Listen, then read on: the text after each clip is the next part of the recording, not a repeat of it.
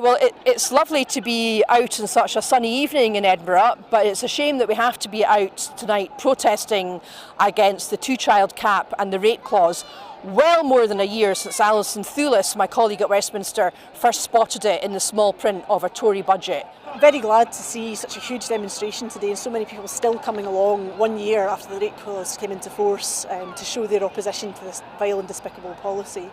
The UK government have never been able to justify this policy, and we saw that this week with Esther McVeigh's pathetic attempts to say that the rate clause was somehow double support for women and that gives them some kind of chance to talk about the most appalling and disturbing experience of their life.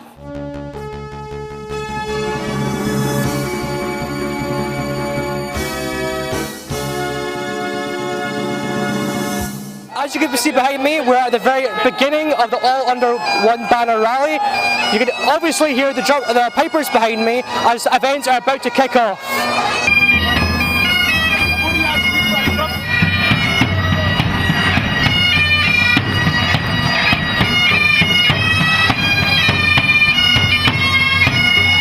It's time to aim high, look resolutely outwards, and never, ever accept second best. Above all, it's time to believe that we can. We can build that better country we know is possible. And friends, we will. If you enjoy watching our programmes, please help us to be Scotland's independent broadcaster by signing up to become a Broadcasting Scotland supporter.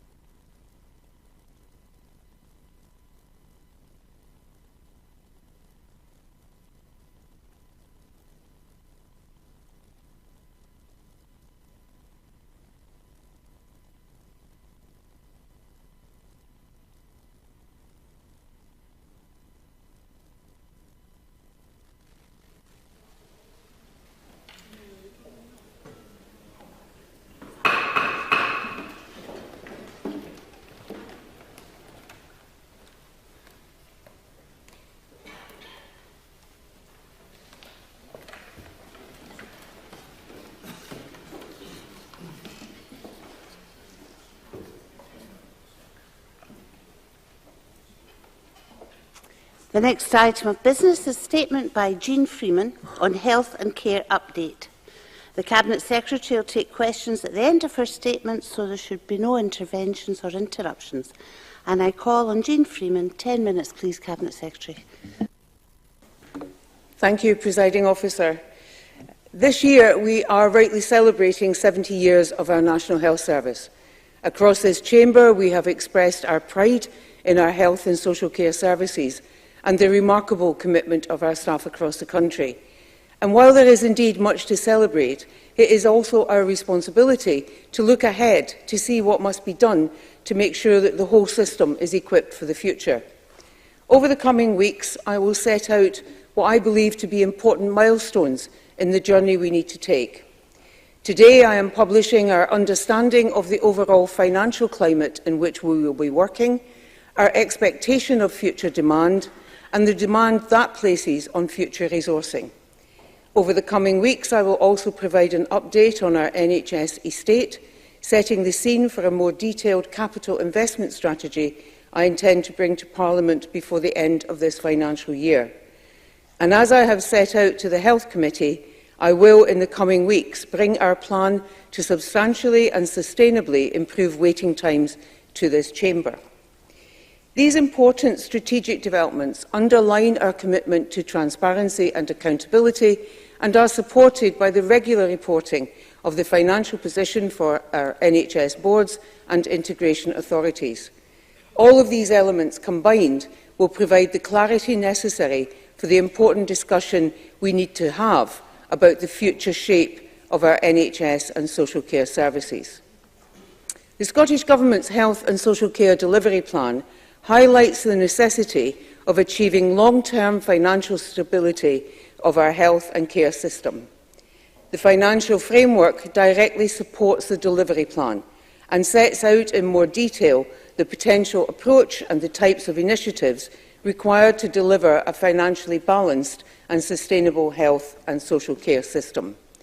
It is important to view the health and social care system within the context of the overall Scottish Government budget, the greater fiscal responsibility for the Government and this Parliament, and the continued pressure of UK Government austerity. The financial framework is therefore firmly set within the context of the Scottish Government's first medium-term financial strategy, published in May this year. Today's publication of the medium-term financial framework has required close and effective working with our partners across the whole sector, and I'm grateful in particular for the support from colleagues in NHS boards, integration authorities and COSLA who have supported this publication. I'm grateful too for the support of the Chartered Institute of Public Finance and Accountancy, who have welcomed the financial framework and encouraged other areas of the UK to consider the principles underpinning this work. The financial framework sets out the financial environment for the period to 2023-24. It follows the principles set out in the Scottish Government's medium-term financial strategy and reflects our current understanding of the UK Government's funding announcement in June for the NHS in England. Let me say at this point that the implications of the UK Government's announcement are still far from clear. The Cabinet Secretary for Finance, Economy and Fair Work sought immediate clarification on the true level of Barnett consequentials that would come to Scotland as a result of the plans in England. Derek Mackay sought confirmation that the claimed levels of consequentials would be a true net benefit to our budget. He also sought clarification on the implied income tax changes that had been suggested as a result of the UK Government's announcement. It is deeply disappointing that we still do not have the clarity sought from the UK Government on these issues. But the limited information that is available indicates that we will receive consequentials amounting to £3.3 billion between now and 2023-24. In finalising the financial framework, I have made the perhaps bold assumption that the UK Government will honour its commitment, deliver the consequentials as a true net benefit and not reduce the Scottish Government's funding by cuts applied elsewhere or by other measures. And I very much hope this is an area on which we can all be agreed. I can confirm that the Scottish Government remains committed to passing on health consequentials in full. This is reflected in this financial framework. Our commitments on health and care funding have already delivered over £13 billion in health funding this year, including over £550 million in investment in social care and integration. Other key investments we are committed to delivering include £500 million for primary care by the end of this Parliament and £250 million additional investment in mental health services over the coming years. But increased funding alone will not be sufficient to meet the challenges that lie ahead. Our health and social care services are faced with clear challenges, not least demographic change, price pressures on areas such as medicines, rising demand and expectations. And we require to address all of this against a backdrop of uncertainty caused by Brexit. The impact of Brexit on our existing and potential workforce and the estimated overall economic damage to Scotland's GDP of £12.7 billion by 2030. If we followed the status quo, running costs would increase by £5.9 billion in 2023-24 compared to 2016-17. To meet this challenge, a responsible government such as us, it is critical that our significant planned investment must be twinned with reform to drive further improvements in our services to achieve better outcomes for patients. These reforms include the development of regional working and better collaboration between the national health boards to improve services, including improved regional approaches to the planning and delivery of services. This will help drive change in how clinical networks are formed and help to reduce duplication in services and functions. I recognise the NHS boards being able to deliver the necessary reforms to achieve what has been outlined in the financial framework will take considerable effort. That's why today I am offering NHS boards a new deal. In return for their efforts to deliver the reforms for the future, I am facilitating a new 3-year financial planning and performance framework for our NHS territorial boards. This change will require boards to deliver a break-even position over a 3-year period, rather than annually, as is the case currently. In each year, boards will have a 1% flexibility on their annual resource budget to allow them scope to marginally under or overspend in that year. For this new deal to be successful, I believe it needs a new start. So to give all our territorial boards clear ground to move forward on that 3-year planning cycle, I will not seek to recover NHS territorial boards' outstanding brokerage, the expenditure incurred by territorial boards over the last 5 years, which has been above their budget. I want all boards to be able to focus their attention on delivering the measures set out in the Health and Social Care Delivery Plan and this financial framework, and to do that in a safe and appropriate way, making sure they maintain a strong focus on patient care and the delivery of services that are safe, effective, person-centred and timely. Presiding Officer, in publishing the financial framework, I want to inform the mature, responsible discussion about the future of our health and social care services that I have referred to before in this chamber. I have been clear on my expectations of the UK Government's funding announcement and how we intend to design, deliver and manage the right health and social care within our available resources. It is essential that we see the UK Government's commitment delivered in full. Failure to do so will have a direct detrimental consequence on the financial position outlined in the financial framework. I believe we can work together to take the steps required to equip our health and social care services with the resources and support required for the years and the generations ahead. And I commend this statement and this framework to Parliament. Thank you. The Cabinet Secretary will now take questions on the issues raised in her statement. I would ask all those who wish to raise questions to press the request to speak buttons. I'll allow around 20 minutes, which should be adequate if everybody bears the limitations in mind. And I call Miles Briggs. Thank you, Cabinet. I'd like to start by thanking the Cabinet Secretary for advance sight of her statement. The Cabinet Secretary, in the first statement to this Parliament as Health Secretary on the 12th of September, said she'd approach her job with mature reflection, and 22 days later, I'm sorry to say that this statement doesn't feel like that. HM Treasury figures show health spending in England has increased by 20% since 2011-16, but only by 14% in Scotland over the same time period. If this had increased at the same rate, NHS Scotland would have £676 million more to spend today. So can the Cabinet Secretary outline why SNP ministers have shortchanged our Scottish NHS at a time of record UK Government health funding? And the Cabinet Secretary in her statement also mentions she intends to provide an update on the NHS estate. Communities across Scotland which have seen services cut and centralised will be concerned that this statement is the start of yet more SNP cuts and centralisation of our health services. So can I also ask the Cabinet Secretary, what are the parameters for this NHS estate review, and will Parliament have a chance to see it before it's announced?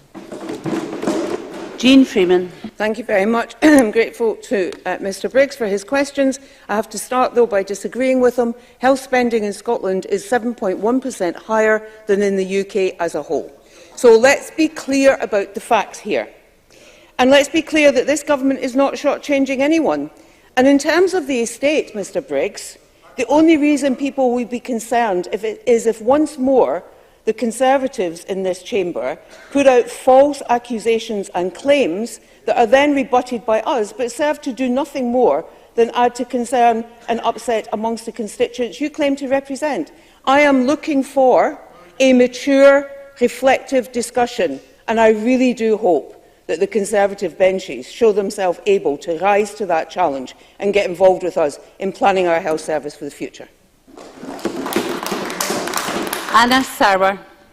Thank the Cabinet Secretary for early sight of her statement and also for the way she has so far engaged this chamber as she settles into her new role. We welcome the financial framework and the extra time that helps to give boards to plan their future services.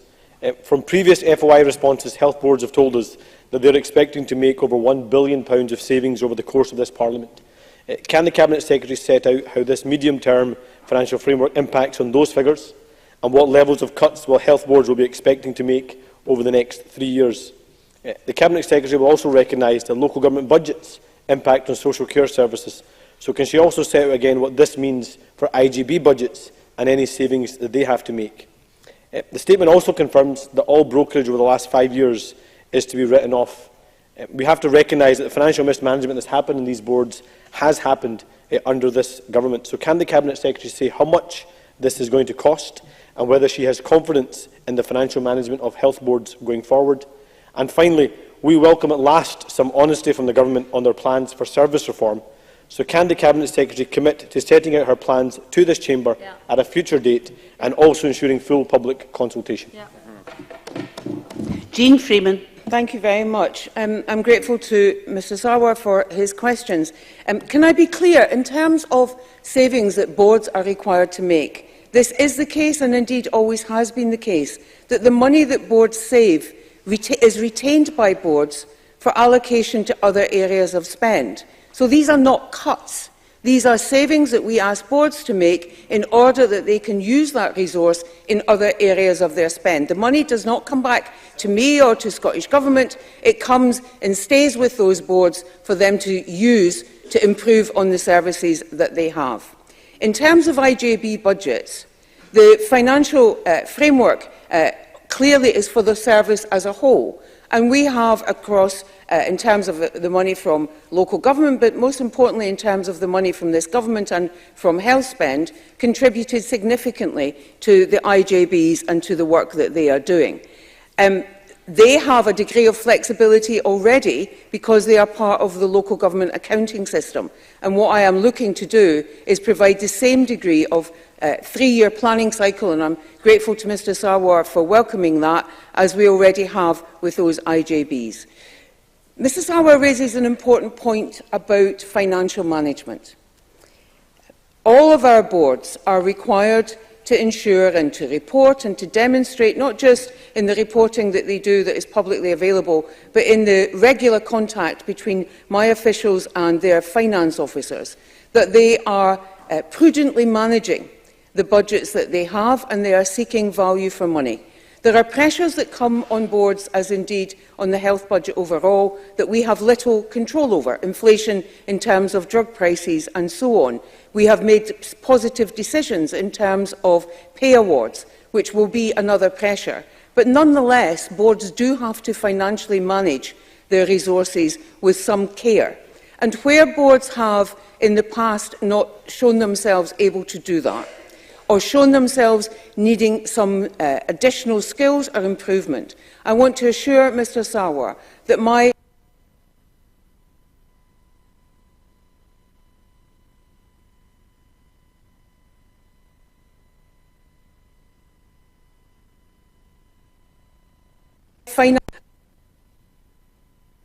and report and monitor the work that's going on in those boards on a regular basis in order to ensure that all of our boards meet the standards of our best boards and the standards that we expect our boards to deliver in terms of using public funds to deliver quality health and social care. Call Ruth Maguire to be followed by Brian Whittle. Presiding Officer, the financial framework is clearly predicated on the UK Government actually delivering the Barnett consequentials that they boasted about earlier this year. Can I ask the Cabinet Secretary what the consequences for the framework will be if the UK Government does not deliver on its promises in the budget later this month? Jean Freeman. Thank you very much. I'm grateful to Ms Maguire for that question. In terms of answering her question, the financial framework, as I said, assumes the full net benefit of those consequentials. In other words, there is no detrimental effect on the Scottish budget in other areas, including on any tax changes that the UK Government may want to introduce. I'd advise members to look to what is almost the last page of the financial framework to see what our anticipation is of demand and expenditure in terms of health and social care, what we will do in terms of what we expect to achieve by way of reforms, and then imagine that if you take out £3.3 billion. And that is the impact of any detriment in terms of those full consequentials not coming to us in either full or in part. So it will destabilise that financial framework, and we would have to look again at that. But it would be more than that. It would be, in effect, a broken promise. And that is significant in terms of how we work together with the UK Government, as they tell us repeatedly they want us to do. Can I take this opportunity to, Presiding Officer, and my apologies, I did not pick up Mr Sarwar's question in terms of service reform. There are two things I want to say on that. One is that our Health and Social Care Delivery Plan outlines what we need to do in service reform. I'm happy to speak to individual members or to party spokespeople about individual reforms, board by board, as they might come forward, but also on the wider reforms that we've already set out in terms of our primary care, GP working, our increase in the workforce, and any other matters that may be of interest to members.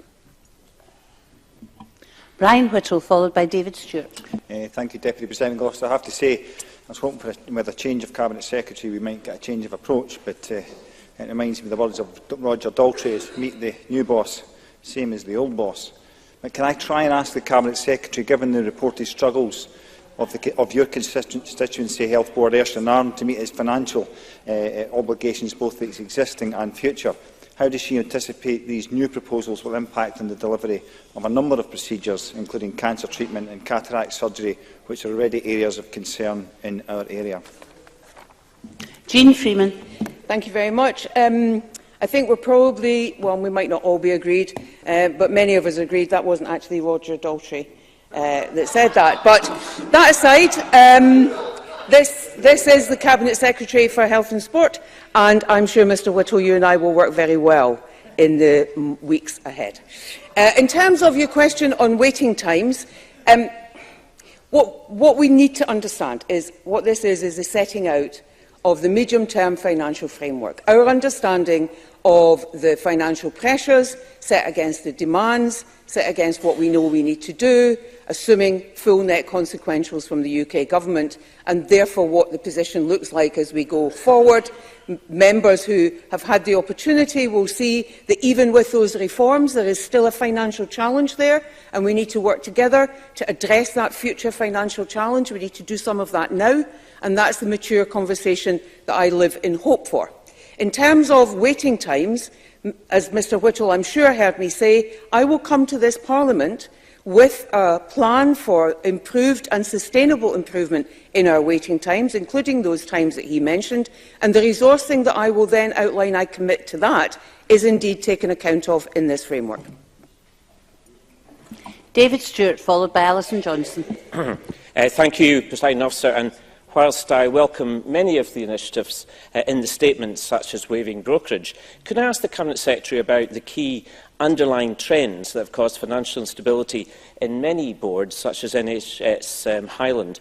The Cabinet Secretary will know that the Auditor General made clear that brokerage for Highland was likely to be needed over the next 3 years. And areas of financial concern are well known to the Cabinet Secretary. They're adult social care, they're the drug overspend, and they're the cost of hiring medical locums. What comfort can the Cabinet Secretary give to patients and staff in Highland that the next 3 years won't just be more of the same?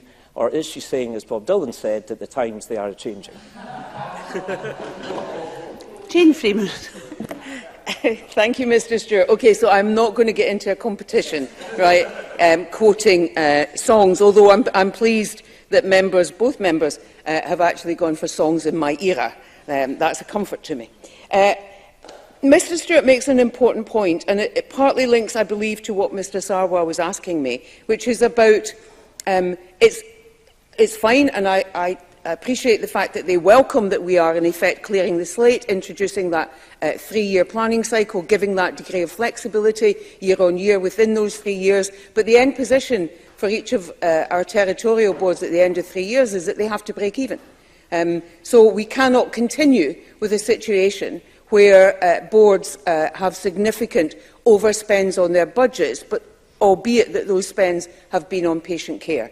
So in looking at how we deploy our resources to boards and how we expect them to deploy their resources, part of the reforms are looking at how we can ensure that the resources we have, within all the caveats that I outlined, are adequately targeted towards patient care, meeting those waiting times and so on, with some of the additional resource that we will come forward with.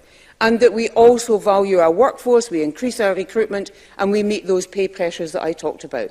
Now, I am convinced that where we have boards that are managing to do that now, not every board is looking for brokerage, and indeed in some where they set out at the beginning of this year looking for that figure is coming down, and if we look at previous years, we see that that is what happens. We have a small number of boards where brokerage is definitely expected, as they would describe it at the end of this year, and that is what I'm saying. I will not seek repayment of that, if you like. But in those other boards where financial management and quality of patient care is being finely balanced but is being managed, then I want those other boards and the lessons that they give to their colleagues to be transferred over, and my officials to help them to do that. And that is what is actively happening right now. Now, in some boards like Highland, I completely accept there are additional pressures in terms of the geography and the demands that are there. But some of the initiatives we've introduced in terms of rural working and GP recruitment in rural areas and so on will, I am sure, help to address some of those new or different challenges between our territorial boards. Alison Johnson, followed by Alex Cole-Hamilton. Thank you. I welcome the move to a 3-year financial planning cycle and the fact that the Government isn't seeking to recover outstanding brokerage. The ability of NHS boards to forecast demand and to plan effectively to meet it and to deploy the resources most effectively hinges on them having access to the best data, to the highest quality information. And I'd like to understand can the Cabinet Secretary tell us what the Scottish Government is doing to offer board support in that regard? Jean Freeman. Thank you very much, and I'm grateful to Ms Johnson for what is, I believe, an important question. She is absolutely right that part of the key to this is being able to forecast demand. One of the areas where we have some of the highest quality information that is drilled down to quite a significant level is from our integration authorities and our integration joint boards. What we have not been doing to the degree that I require us to do that, is triangulating all the information and the data we have so that we can adequately forecast demand from one area to another. And we are now beginning work on that to ensure that the data that comes into us, the data those integration authorities currently hold, is not only shared as widely as appropriate and as it should be, but is also triangulated so that we get more than a one-dimensional picture, if you like, about what demand looks like coming towards us for our health and social care services in the decades ahead. Alex Cole-Hamilton, followed by Alistair Allen. Thank you very much, Deputy Presiding Officer, and I thank the Cabinet Secretary for advance sight of her statement. 3 years ago, the Scottish Government said it would eradicate delayed discharge. It is one of the biggest financial drains on the resources of our health service, and this week, delayed discharge got worse. Will the proposals outlined in this statement end delayed discharge? Jean Freeman. This is the financial framework. This is our current estimate of the financial position that our health service faces in the years ahead and of the demand that is placed on that health service. It is not a framework that has specific initiatives within it, nor should it have.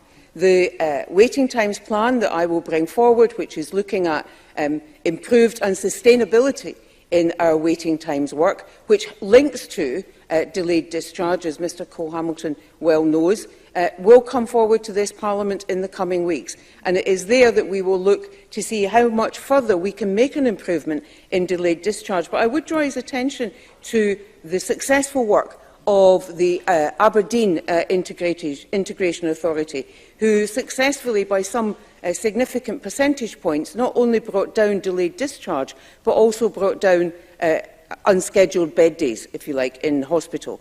And it's learning from those areas that I intend we will scale up and transfer across all our integration authorities when I talk about increasing the pace and the effectiveness of their work. Can I say at this point, I don't think I'm going to be able to get everyone in. Alistair Allen, followed by Annie Wells. The Health Secretary made the welcome announcement of a new deal for health boards to give them greater flexibility between annual budgets. Can the Cabinet Secretary outline what flexibility integration authorities have to plan beyond annual budgets? Jane Freeman. I'm grateful to Mr Allen for that question. Integration authorities are, in accounting terms, part of local government, and so they have that degree of flexibility, and they also have the capacity to hold reserves. So what I am trying to do is ensure that that degree of flexibility and capacity to plan within a reasonable timeframe is also something that our NHS boards can benefit from. Annie Wells, followed by John Mason. Thank you, Presiding Officer. The Cabinet Secretary has stated that the brokerage to those health boards that have it will be written off. Can I ask the Cabinet Secretary when this will be, and will we see it in this year's Scottish Government budget, and also an estimate of how much debt will be written off? Jane Freeman. Thank you. I'll start with the last part of that question first. Our current estimate of what brokerage would be for the last 5 years, so it's not about this current year alone, is around £150 million. All territorial boards will start with a clean slate from 2019-20. And that's when we will begin that 3-year planning cycle with all of that work that I described earlier. In the meantime, boards will continue to work to reduce what they anticipate will be their level of brokerage, and in many of our boards we're seeing that coming down significantly as they finalise and refine their plans in terms of reform and service delivery. But everyone will start, as I said, with that new deal from the financial year 1920. John Mason, followed by Jenny Mara, who will be the last question.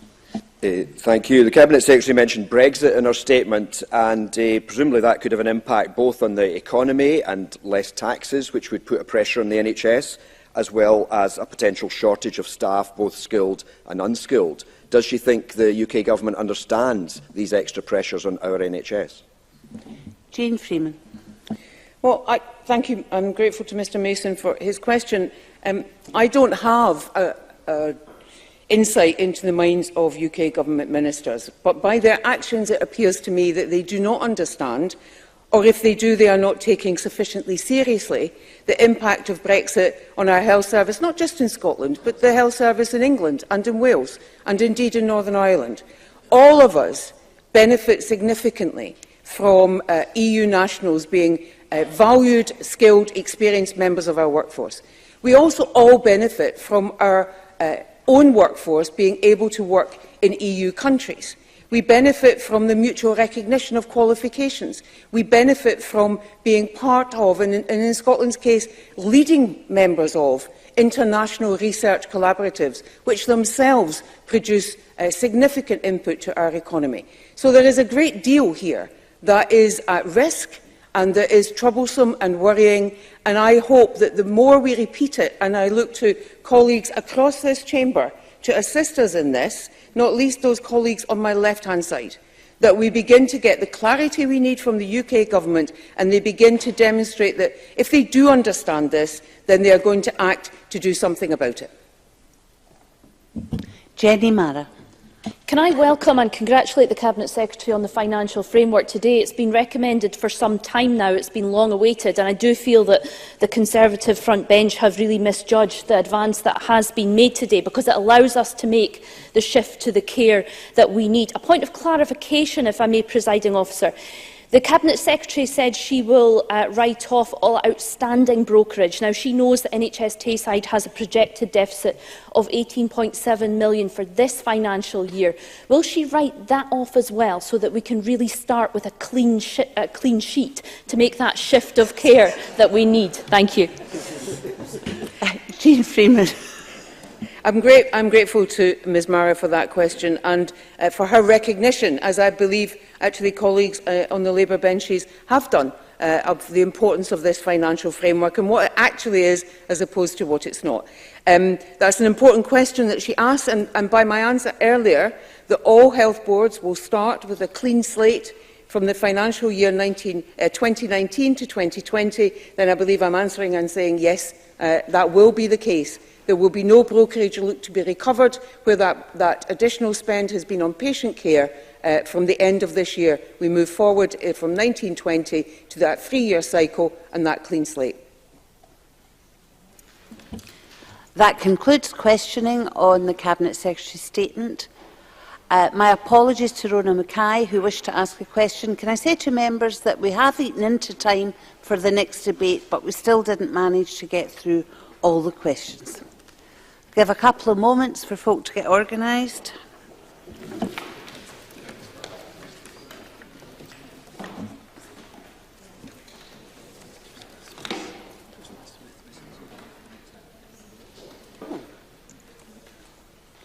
No, it's not.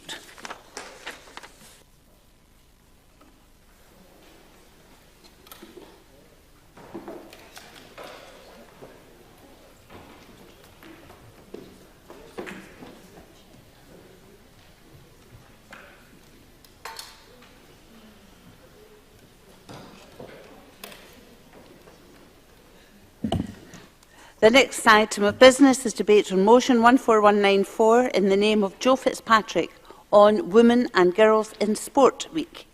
Can I ask those who wish to speak in the debate to press the request to speak buttons, and I call on Joe FitzPatrick to speak to and move the motion for up to 13 minutes, please, Minister. Thank you, Presiding Officer. I want to start by acknowledging the great and many successes we've seen at the highest level in women's sport this year. The success of Scottish women's national football team in getting to the World Cup 2019 finals in France, the success of athletes such as Laura Muir and Eilish McColgan at the European Championships, and the many fantastic performances by female athletes at the Gold Coast Commonwealth Games. These are all defining moments for women and girls in sport across the country, and thank you to all of these fantastic role models. I'm absolutely clear about the benefits of sport and physical activity. My ministerial portfolio, public health, sport and wellbeing, signifies a deliberate, clear and connected approach that exploits the benefits of physical activity and sport to improve the health of the people of Scotland. I'm more convinced than ever of this, as I've seen firsthand the powerful force that sport and physical activity can play in transforming people and communities. We want to create a culture in which healthy behaviours are the norm throughout people's lives. Only by doing that can we achieve the Scottish Government's vision of a Scotland where more people are more active more often. And sport has an important role to play. As well as, as you'll be well aware, in Scotland we've developed a world-class sporting system at all levels, connecting sport in schools and education, club and community sport, and of course performance sport. Through our investment in facilities, we're providing participation opportunities for people and communities across Scotland. Since 2007, Sport Scotland has invested some £168 million in supporting local clubs, local authorities, sports governing bodies and other organisations delivering a wide range of new and upgraded sports facilities. And this is all about behavioural change. In order for children from all backgrounds to benefit and have access to sport and physical activity, the Government has invested £11.6 million in supporting schools to meet our PE commitment of 2 hours or periods per week. That's up from 10% in 2004-05 to 98% in 2016, so real success there. And that's backed by up to £50 million to be invested in active schools between 2015 and 2019. Figures published in September showed an uptake in the active school programme, with 7.3 million participant sessions delivered in 2017-18. That's an increase of 6% from the previous year. 44% of the female school roll participated in active schools in 2017-18, a 2% increase from the previous year. So that 147,655 females made up 48% of the active schools distinct participants in 2017-18, representing a 7,604 increase on the previous year. So, although 48% is not 52%, as it probably should be, so although more young men than women are still taking part in active schools overall, the trend reverses for leadership opportunities, where more young women than young men take part in Sport Scotland supported leadership opportunities, as we see within the application for the membership of Sport Scotland Young People Sports Panels. These leadership opportunities help to build strong role models and inspire other girls and young women. In our 192 community sports hubs across the world, there are nearly 56,000 female playing members. 27% of community sport hub coaches are female, which I think picks up a point that Alison Johnson was making in her amendment, which was not selected. It is progress, but clearly we have a distance to go. So over 55,000 women and girls members of those community sports hubs which are embedded in our community. The programme is only made possible by an army of over 19,000 volunteers who deliver sport and physical activity in their communities. This government accepts we have work to do, and we're committed to do more to encourage women and girls to participate in sport. The number of women and girls taking part in a wide variety of sport and physical activity has increased over recent years. That includes significant progress in recreational walking, netball, hockey, cycling, basketball, rugby and shinty. We've also seen physical activity levels among teenage girls increasing. However, we recognise there is still much to do to increase participation and raise awareness across the sector to remove the barriers some still face when it comes to getting involved in sport and physical activity. The Scottish Government, in recognising that challenge, established the Women and Girls in Sport Advisory Board to help us understand what more we could do to increase opportunities for every woman and girl in Scotland and raise awareness across the media and business sectors. So as part of the Women and Girls in Sports Board's work has been to form the Women and Girls in Sports Week 2018, which this debate is part of. The week provides the opportunity to promote and celebrate women and girls in sport, and my ministerial colleagues and I will be undertaking a range of activities across the country to raise the profile of the week and to encourage more women and girls to take part in sport, to try out new sports, to build in a more regular physical activity to their everyday lives. There's a huge range of activities already this week. I've been able to join some women from Edinburgh in tennis. On Friday I will be joining some women in taking part in football, and on Friday night I will be attending Dundee Ice Arena to see some of the women and girls who are taking part in ice skating there. So a really important part, and maybe next year we need to widen that out so that more members from across the chamber can take part in that. As part of that week, I was very pleased to be able to announce a £300,000 national fund to support projects encouraging female participation.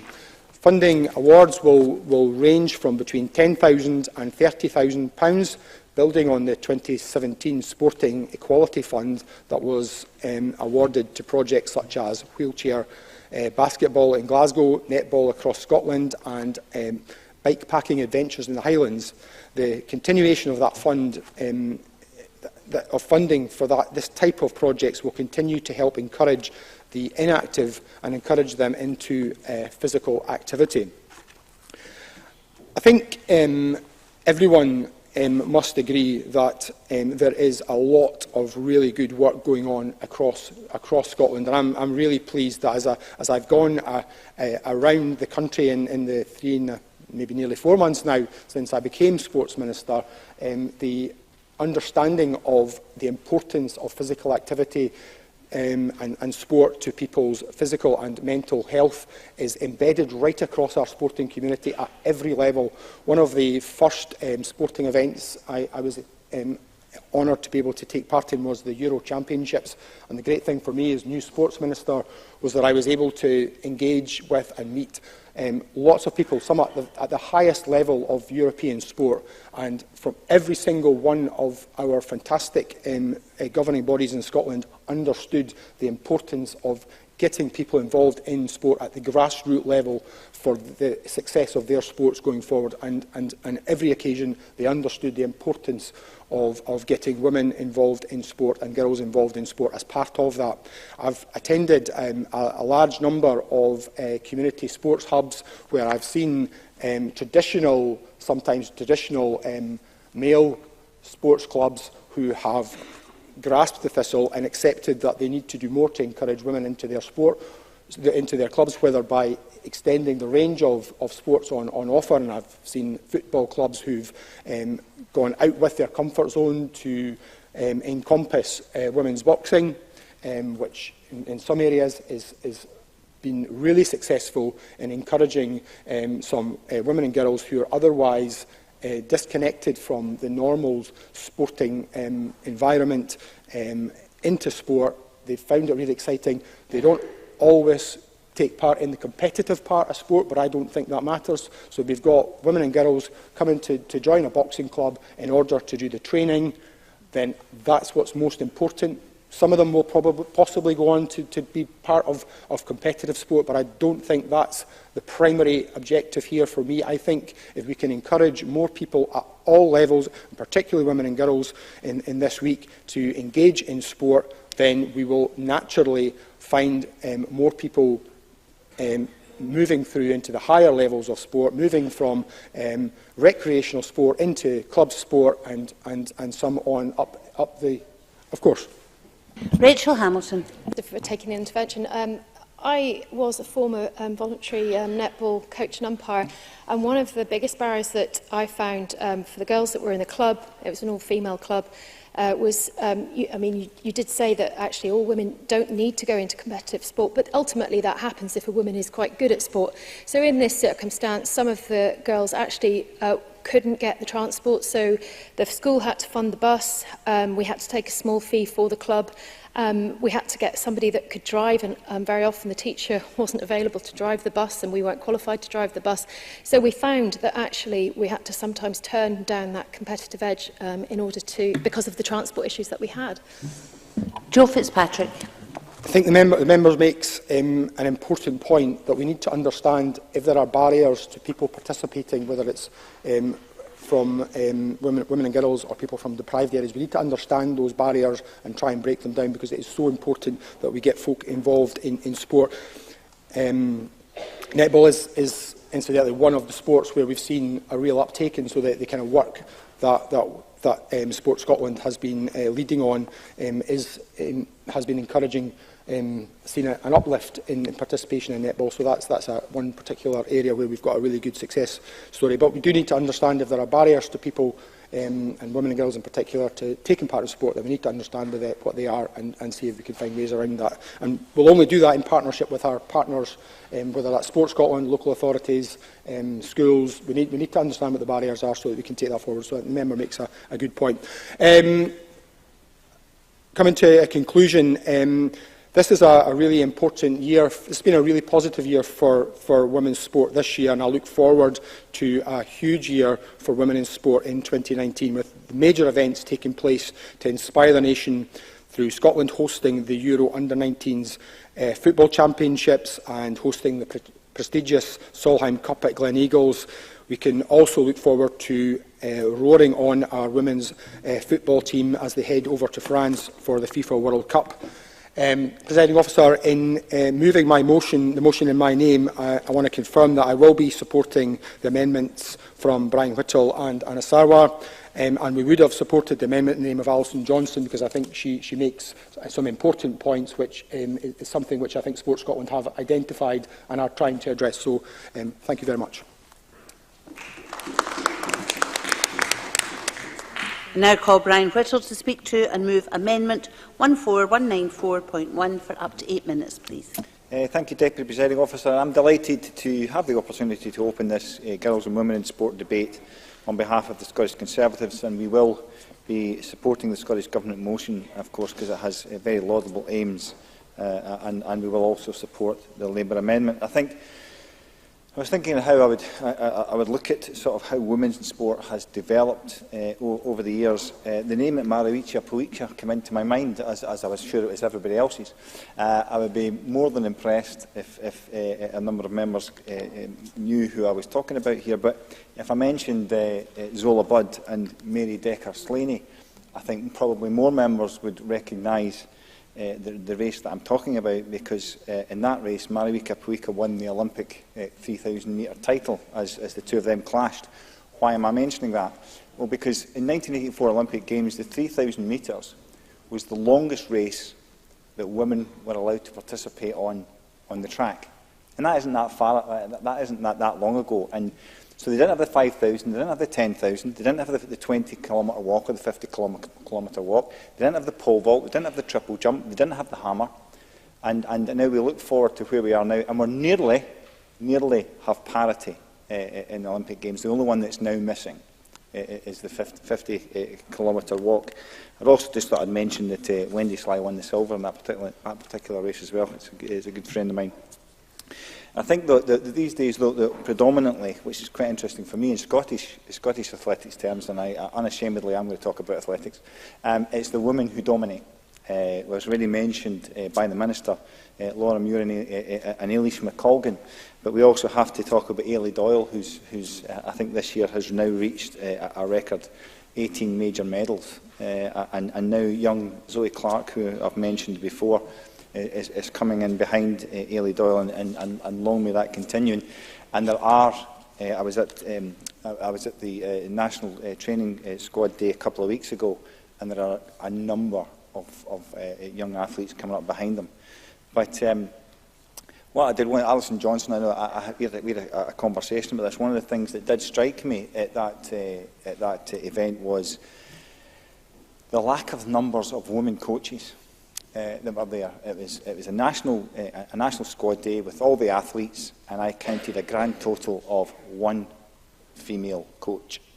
So I think that's something we are going to have to take cognizance of. I think if we are going to look at how we break down the barriers of bringing more girls and women into sport, we have to think about the coaches who lead them in there. Because the Minister and I attended a function on Tuesday there, and we listened to some young women telling of their experiences of how they got into sport, and what kept coming back to me was school, was teachers, was parents and coaches. These are the people that are influencing our athletes, and I think that if we start to not just look at parity in terms of women taking part in sport, but the parity of women who are actually coaching sport and being involved in sport, I think that's something that might help to break down those barriers.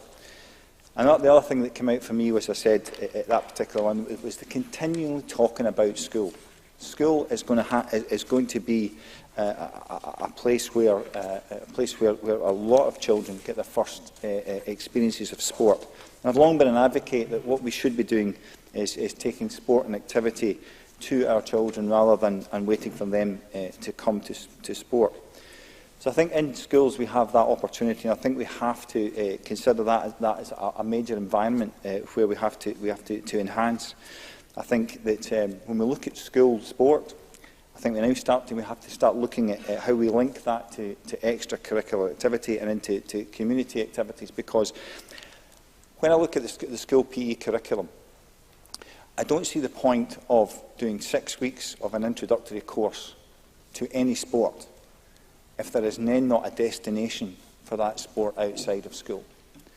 Because if you're going to enthuse a child to participate in sport, you have to give them a destination. So I think when we're looking at the physical education programme, I'd like to see a degree of flexibility in that takes cognizance of what's available around the school to further that sort of physical development, that physical education. Of course. Gillian Martin. Thank you very much for taking my intervention.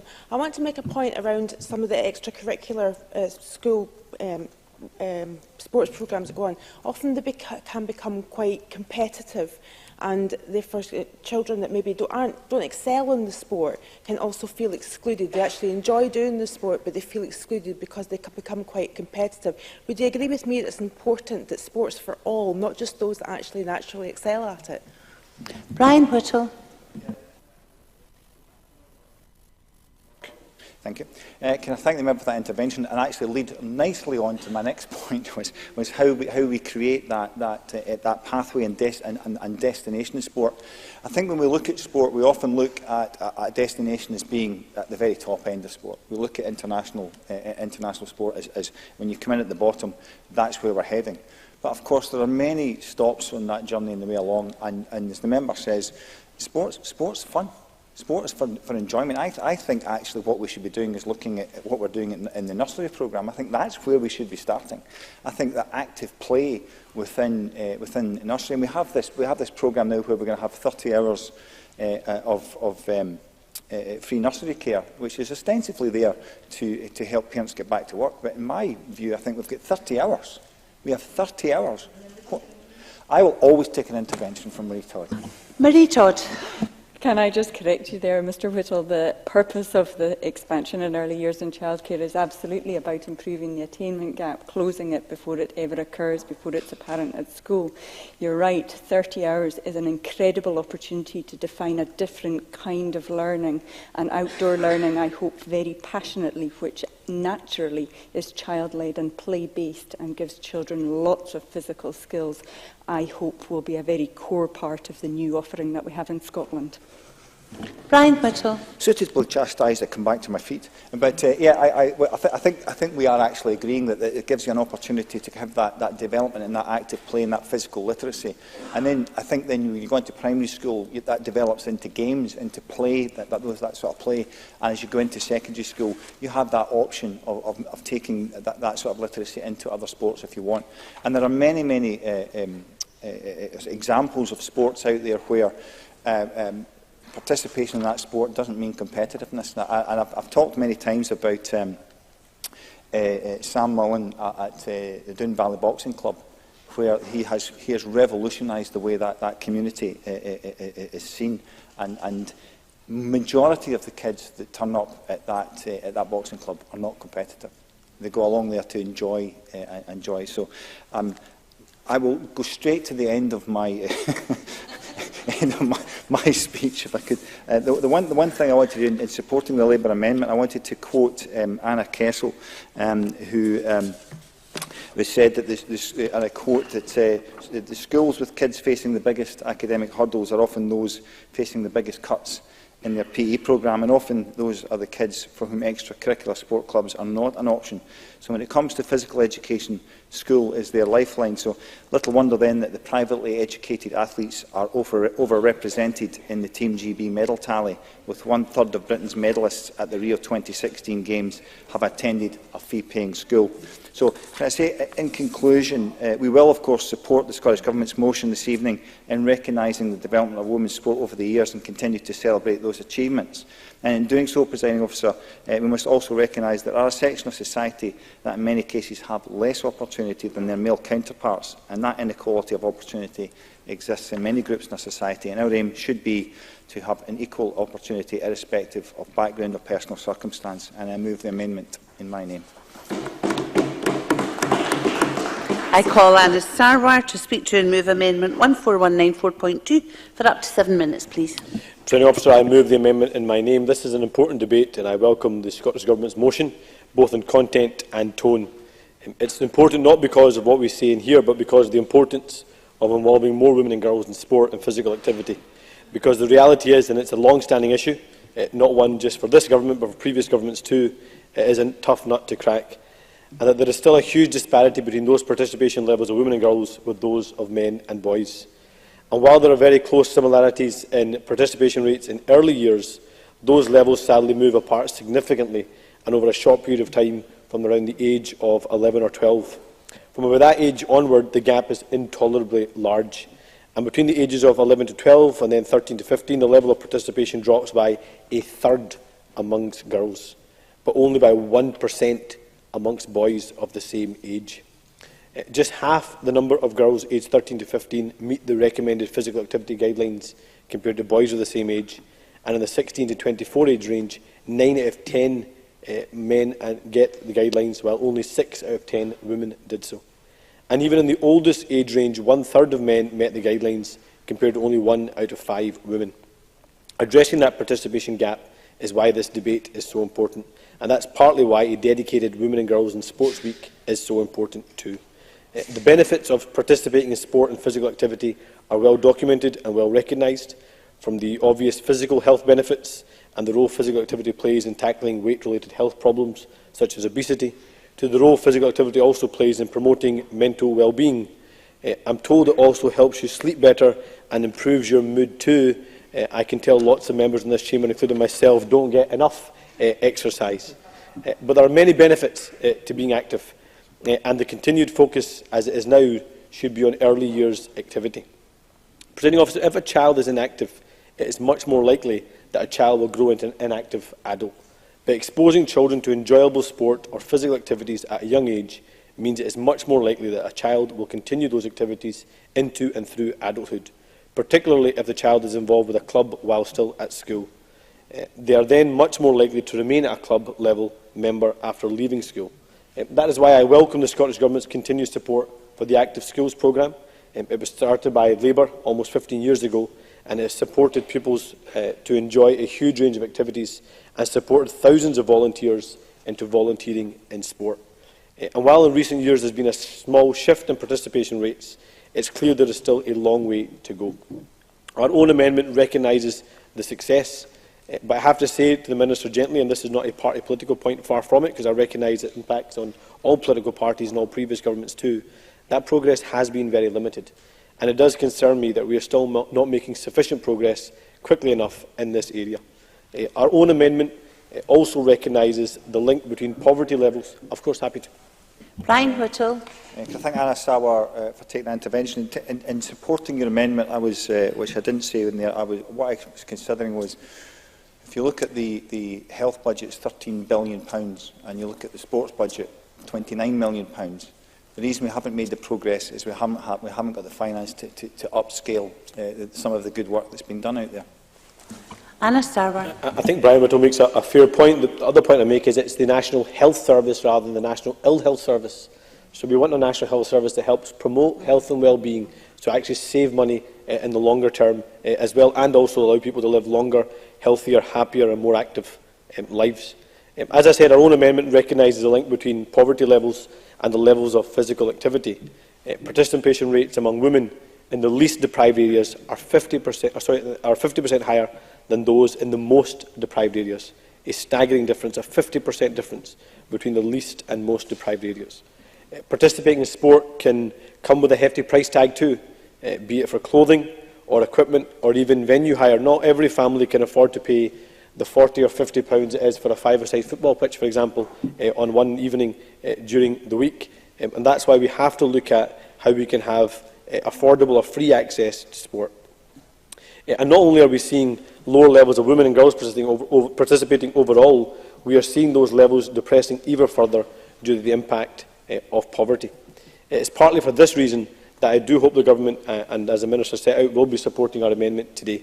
Recognising that poverty is a key determining factor in levels of physical activity is crucial in how we address the issues in future, particularly through the provision of free and affordable sport, as I said before, but also about how we look at a diverse range of sports for women and girls to get active into. The fastest growing sport in Scotland is actually women's football. How we encourage more diverse sports so we can say to any woman and girl that no sport is inaccessible to them. But we should also look at what we do with the consequences from the UK-wide sugar tax. I think that money should be going into access to provision of free sport, but that's perhaps a debate for another day.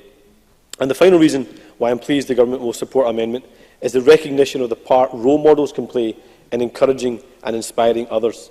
And in women's football, we have the fantastic success of the Scottish women's football team in reaching the World Cup finals in France next year. Alec McLeish was here last week for Show Race on the Red Card photo call, and he was quick to highlight the success of the women's team and only pray that we had the same success for the men's team as well. And I warmly welcome the First Minister's announcement of support for the women's team in its preparations for the tournament. I also overheard the Scotland manager asking the First Minister for a similar commitment if the men's team qualify for the World Cup too. And I'm sure everyone wishes them well, both the women's team and the men's team, in those efforts. Presiding Officer, there is good work going on across Scotland, in schools, in communities and in clubs to help reduce the gender gap. The gender gap, I'm used to the pay gap, sorry. The gender gap. There's a pay gap as well, which is also an extremely serious issue. We're probably a debate for another day, perhaps connected. But also we should recognise the role of the third sector as well. The third sector do a huge role in our communities. And I'm concerned that despite these good efforts, the gap remains stubbornly wide.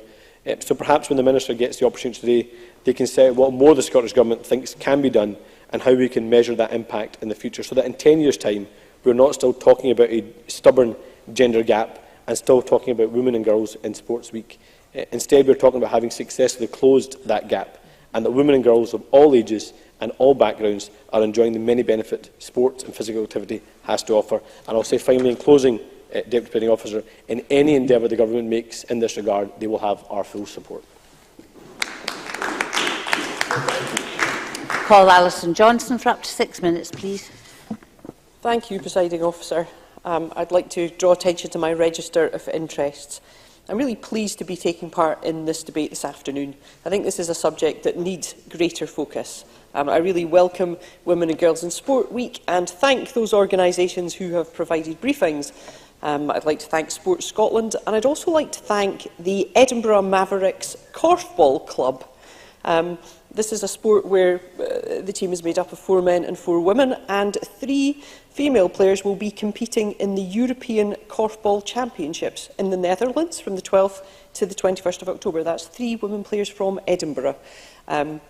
So it's absolutely right that we recognise and celebrate the work that is being undertaken to properly understand what the gap in participation in sport is, why that gap exists, and the action that's being taken to close the gap. Why do some young women turn away from competitive sport? Why do some young women never get involved in the first place? And of course, as Anna Sarwar has said, boys drop out too, but far more of them don't. And what are the implications of this gendered non-participation? So I'm really pleased we're discussing this issue. I think we have much more to learn and understand. But when we consider that, according to research by Women in Sport in their stats report of 2017, that coverage of women's sport makes up 7% of all sports media, this is coverage in the UK, just over 10% of televised sports coverage is dedicated to women's sport. Just 2% of national newspaper sports coverage is dedicated to women's sport, 5% of radio sports coverage is dedicated to women's sport, and 4% of online sports coverage is dedicated to women's sport. I actually think it's pretty incredible that the gap isn't much wider. We're hearing literally nothing when we look at this, to look at that balance there.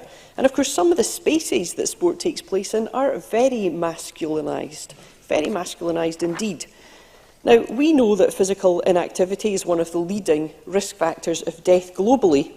Professor Nanette Moutry, when she was giving evidence in the Parliament to the Health and Sport Committee, said the evidence to be active is very solid and can't be ignored. For example, physical inactivity is more harmful than smoking.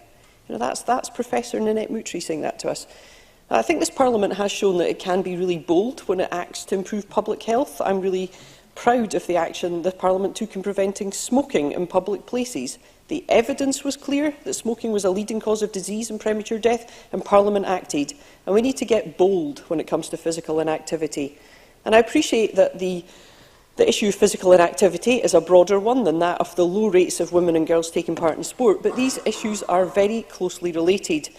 I was pleased to learn via the Scottish Household Survey that people have become more active.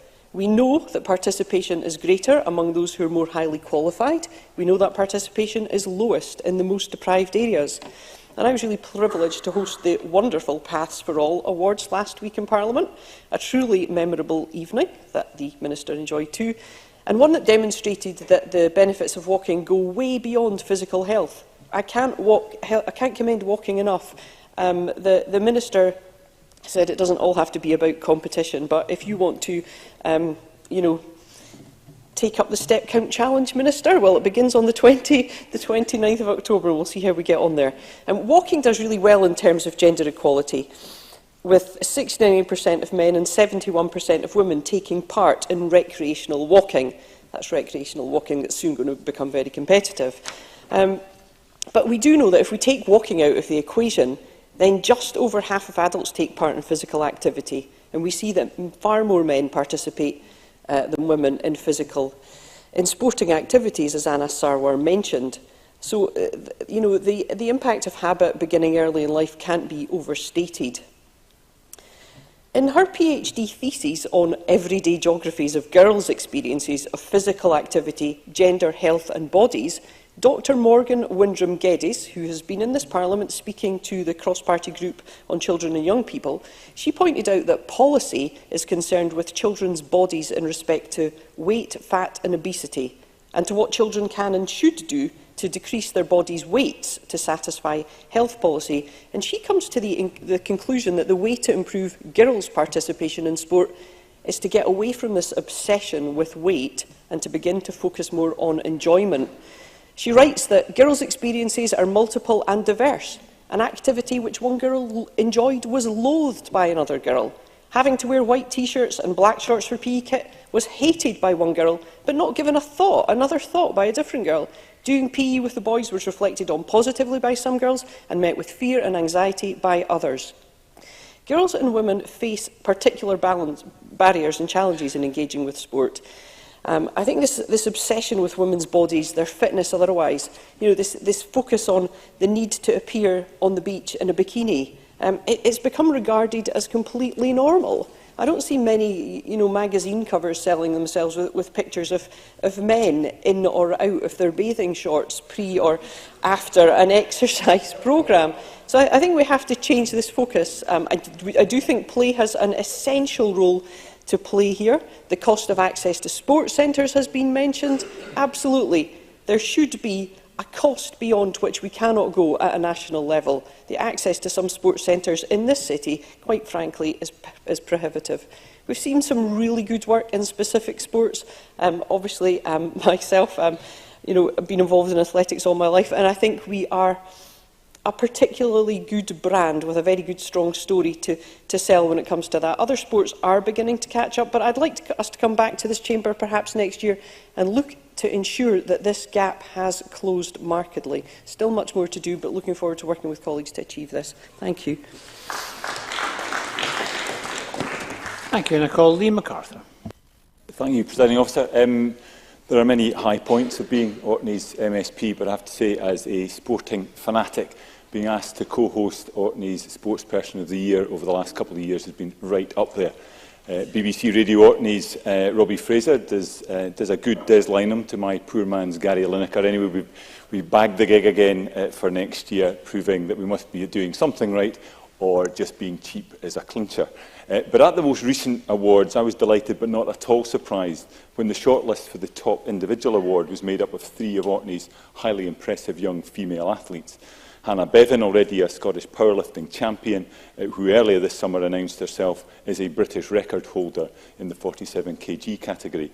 Sarah McPhail, who stormed her way through the various development pathways in netball to the point where she'll captain Scotland's under-21 team at Netball Europe competition in Belfast this weekend, and hopefully stake a claim for being in the full Scotland squad for the World Cup next year. And then there was the eventual winner, Anna Tate, whose victory was sealed on the back of a season that saw her smash records on the track at the International Island Games in Gotland, compete for Scotland at 1,500 metres and perform well in the GB trials. All 3, Hannah, Sarah and Anna, share the same commitment, tenacity and determination to make the very most of their talents. And this is no flash in the pan. Anna Tate's predecessor as Orkney's Sportsperson of the Year is Rachel Sutherland, who has captained Scotland to success at the European Pool Championships and was recently selected in Scotland's A squad for the World Finals next month. These, of course, are young women operating at or near the top of their respective sports. And I appreciate that the focus of Women and Girls in Sport Week may be more about encouraging and supporting participation at grassroots levels, about unlocking the benefits that we've heard about that come with playing sport and being physically active. Health benefits, of course, both physical and, as Anna Sarwar reminded us, mental health as well. Also the benefits of the skills of teamwork, of perseverance, of communication, and the self-confidence that comes from that. All invaluable in a sporting context, at whatever level, but skills that stand any individual in good stead, whatever they choose to do, in return benefiting wider society. But as Anna Sarwar's amendment underlines, I think that having the role models is absolutely key to our efforts to encourage the greater uptake of sport and physical activity, providing examples for young girls, or those indeed of all ages, to look up to and be inspired by. And this can, of course, be the Laura Muirs, the Muirheads, and frankly, the entire Scotland women's football team, whose exploits, along with others, have undoubtedly inspired a nation. But when you see those inspirational people within your own community, it's perhaps even more tangible and powerful. Easier to say, well, why not me? So that link between grassroots and elite sport is crucial. It isn't a question of investing in one and not in the other. Failures to do both will inevitably undermine our chances of achieving our ambitions or allowing each individual to fulfil their potential, whatever that may be. I know from speaking to Rachel Sutherland that she takes very seriously her role in supporting other girls and young women and has enjoyed real success, with numbers competing regularly up threefold over recent years. But being a woman in a male-dominated sport like pool is not easy, even, or perhaps particularly, when you're a good deal better than most of your male counterparts.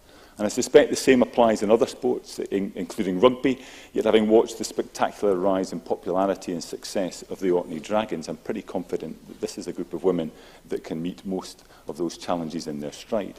Capturing the BT Women's North League last season, so soon after first starting to compete, their success is inspiring more girls and women to get involved, a pattern I understand is being seen in other parts of the country too. And the great thing about rugby, as former Dragons captain Joe Inkster observed, is that rugby is a place for everyone. Whether in the men's or the women's game, rugby helpfully accommodates those of all shapes, all sizes and all abilities. On the downside, however, availability of training facilities, including floodlit 4G pitches, can be a challenge. So too female-friendly changing rooms, without which I understand some younger players can be reluctant to sign up. Getting enough competitive games throughout the season is also an issue, though not just for the Dragons. This applies to age group teams, both male and female, across the Highlands and Islands. And then, of course, there's the question of costs. Whether, like Sarah McPhail, you're travelling regularly to take part in development pathways, or you're one of many individuals or teams heading to the Scottish mainland to compete, travel costs for island athletes are high and can be prohibitive. Welcome steps have been taken to provide grants to specific athletes across a range of sports, and sponsorship from local businesses and travel providers is utterly invaluable. Without it, and the time put in by parents, coaches and volunteers, of course, sport in our island communities would be a pale shadow of what it is. That said, despite the obvious talent there is, it can often be the case that only those going away to university or college get spotted and selected. Orkney's Beth Thompson, who's broken into Scotland's under-21 rugby setup, is perhaps a case in point, getting a break only after she started at Edinburgh Uni. Beth's former captain at Orkney Dragons, Joe Inkster, is also firmly of the view, channeling her inner Brian Whittle, that more rugby, indeed more sport, needs to be part of the curriculum. She says playing sport should be the norm every day, like going to English or maths classes. Joe added that keeping girls involved in sport through their teenage years is vitally important. Interestingly, Anna Tate made the observation to me that, unsurprisingly, many young girls are affected by image in sport. Many, she says, are worried about appearance when taking part, particularly where the culture or perception of sport is seen about being muscly, sweaty, and by extension, ugly. Anna also made a specific plea to raise greater awareness of the importance of sports bras. As she says, it's a huge barrier to many girls and women when exercising and taking part in sport. I believe girls should be educated about this at school, as it may increase participation and make girls more comfortable and able to enjoy sport. A small ask, but one with the potential to make a big difference, perhaps. Presiding Officer, I welcome today's debate. I thank the Minister for the way in which he set the tone, and Anna Sarwar and Brian Whittle for, I think, commendable and very worthwhile amendments, and we will be supporting both of those at decision time this evening. Thank you. Thank you very much. We move to the open part of the debate, and I call Jenny Gilruth to be followed by Finlay Carson. Thank you, Presiding Officer. And can I start by taking the opportunity to welcome the Minister to his new role. His constituency of Dundee City West is synonymous for me with sports, and indeed any Fifer of my vintage will recall the former Olympia swimming pool, which once stood close to the site of the new V&A. A more stark contrast in architecture you would be hard pushed to find. Olympia's flumes, including the terrifying yellow cannonball, glowed brightly as you crossed the River Tay from the Kingdom. This week is a time to celebrate women's and girls' involvement in sport. So what do we know? 98% of schools in Scotland provide at least 2 hours of our periods of PE per week, up 10% from 2004-05. The Daily Mail has children from primary out and about for 15 minutes a day. And Scotland women's football team are off to the World Cup. All very welcome news. But to celebrate properly, we must reflect upon the inequalities which still characterise Scottish sport, from the classroom to the football pitch. According to SQA data this year, 10,302 boys in Scotland were presented at National 5 level in physical education. This compares to just 5,095 girls, less than half the numbers of boys. But of that cohort, 53.1% of the girls secured A passes, compared to 41.9% of their male counterparts. Presiding Officer, girls simply aren't choosing PE in our schools, and we need to reflect on why that is, and why, if they do go against the grain, they outperform their male counterparts, who will replace the next Scotland's women's football team in the future generations to come. In 1998, a case study by a former colleague of mine found that if girls wanted to succeed at PE at standard grade level, then they needed to act like boys.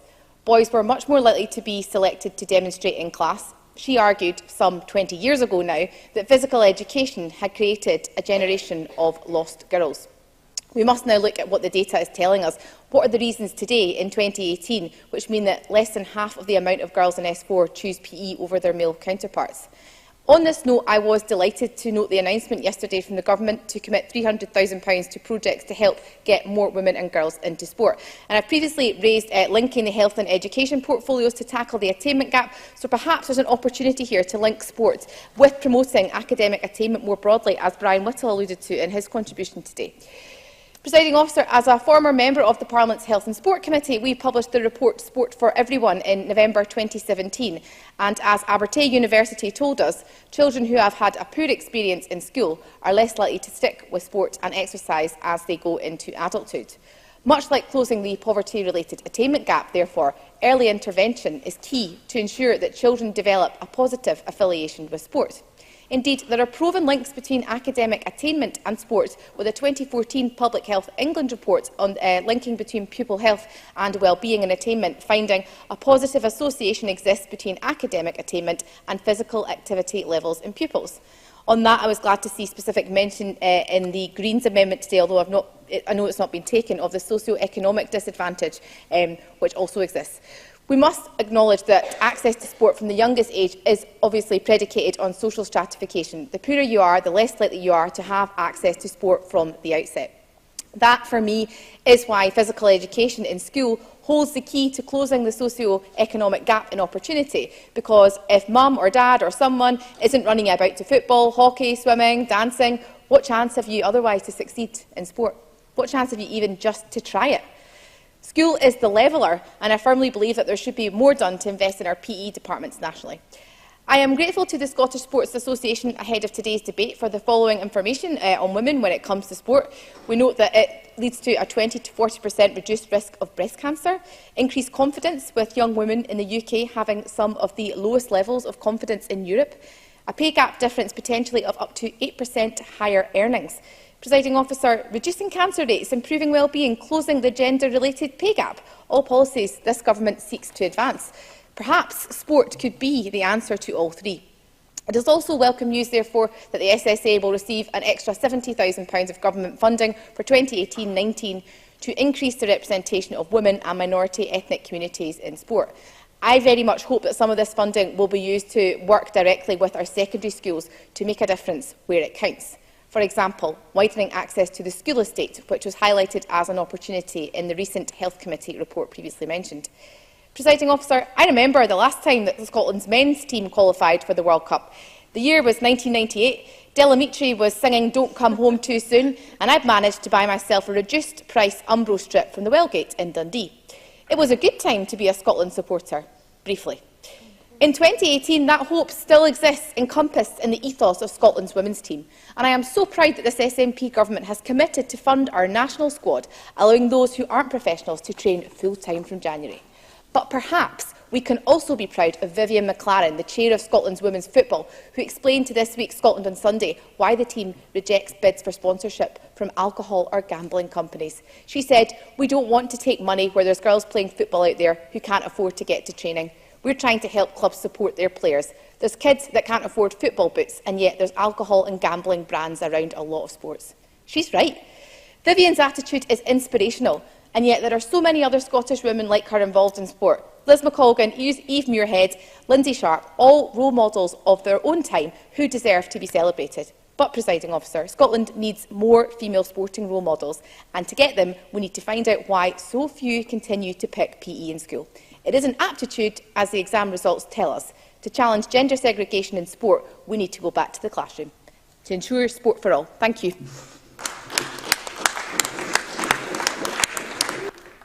Thank you very much. I call Finlay Carson to be followed by Sandra White. Thank you, Presiding Officer and fellow athlete.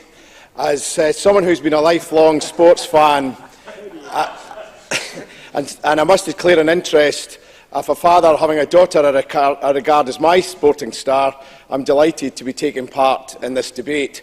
I was pleased to see the Scottish Government hold the first ever Women and Girl in Sports Week 12 months ago, and here we are again celebrating across the country. Back then we saw the creation of a Women and Girls Advisory Board aimed at encouraging more women to sport. Absolutely a step in the right direction.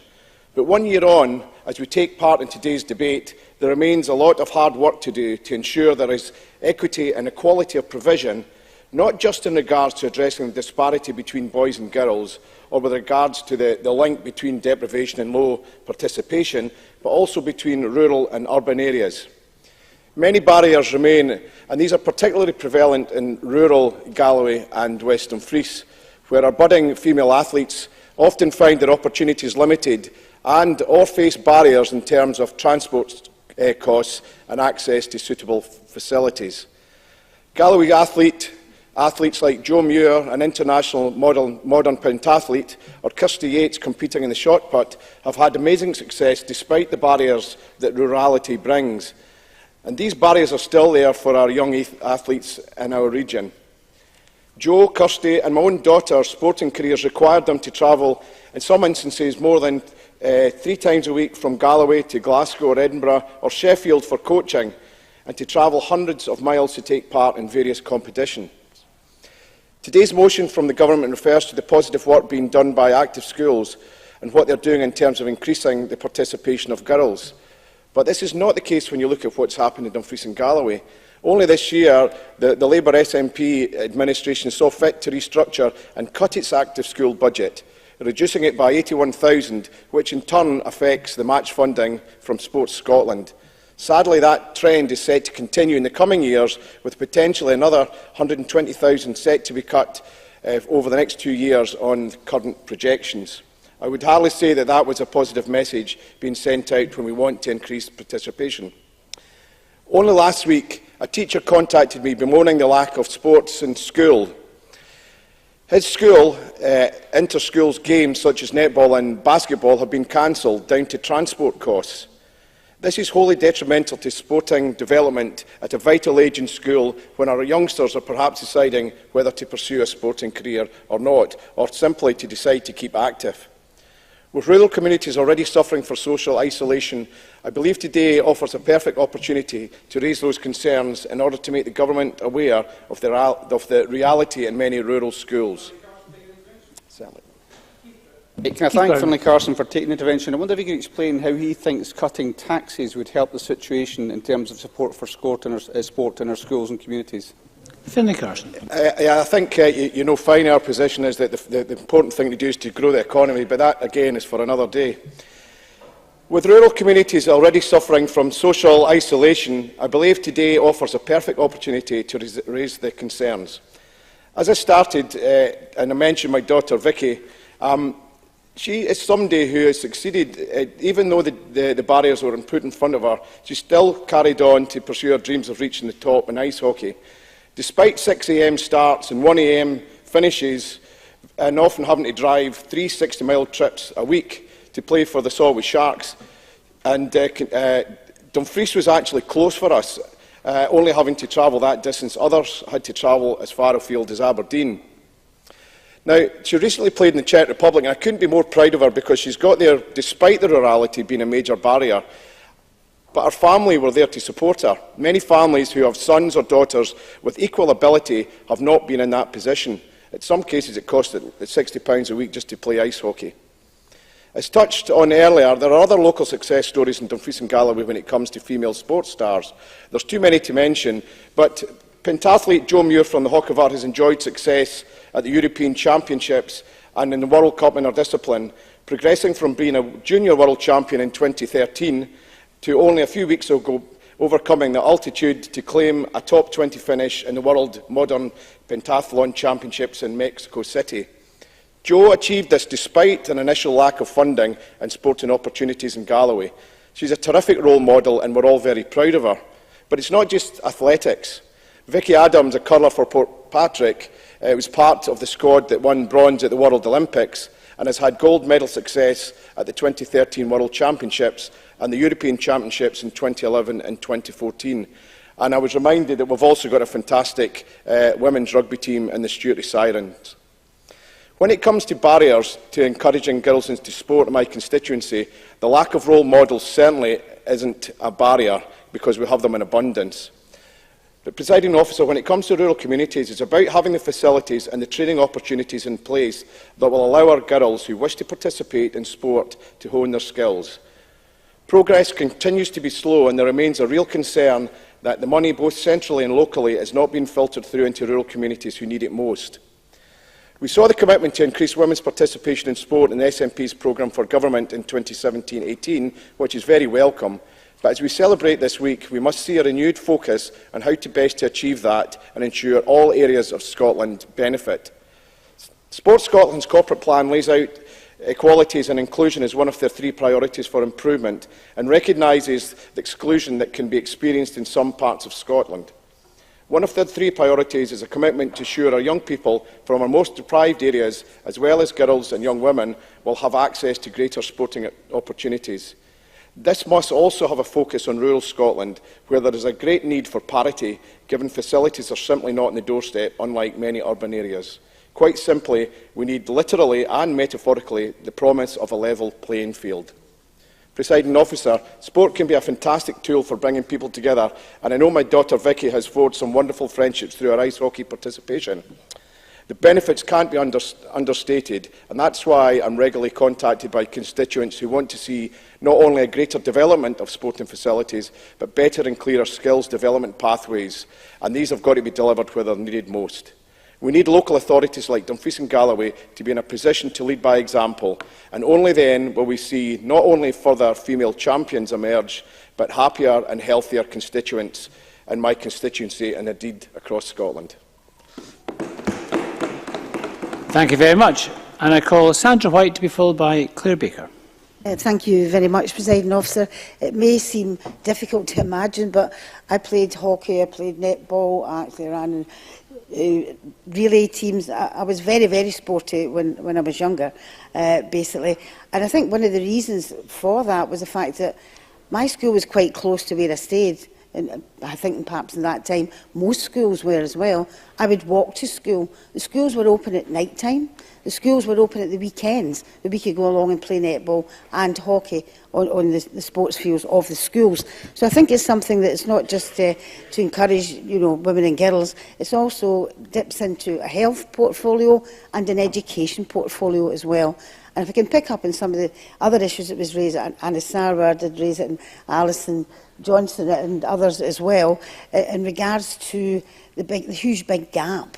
When I was on the Equal Opportunities Committee, we did an inquiry into why, and all of the things that you raised actually did come up at that time as well.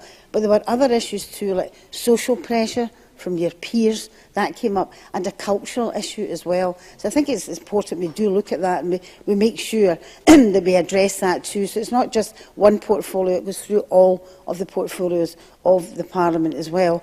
Now, like others, I really am pleased that government funding has went in, and it's already been mentioned by Jenny Gilruth, £300,000 of government funding. I think that's to be welcomed to encourage women and girls to go further ahead and join in sports as well. And I really would encourage any authorities, I know that applications are open for the Scottish governing bodies of sport and local authorities as part of a programme to get monies and encourage more women and girls. And I would encourage them to actually apply to that as soon as possible. I want to go into some more recent things now. I really do want to congratulate, as others have already mentioned, the Scotland's women's squad on their great success. Absolutely amazing, and they're great. But we shouldn't be surprised, because we all know that women excel much more than men in lots of things. It's just encourage them to get forward in the sporting aspects of it. Yes, Will. Keith Brown. Can I thank Sandra Wright for taking intervention, and would she wish to join with me in congratulating Hibs ladies who've contributed substantially to the success of Scottish women's football, but also today she was talking about recent success, and Jenny Gilruth said who's going to follow on. The under-17s for Scotland today won their first match in the European qualifying championship by 2-1 against Lithuania, so we can congratulate them as well. I think you've already done it for her, Ms White.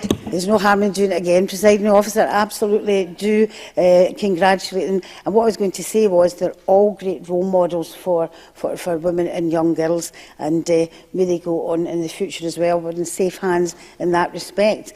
And I want to mention someone that's in the constituency, and in fact Leanne Crichton from Glasgow has had a very successful footballing career, playing at both club level for local Glasgow City FC and for the national squad as well.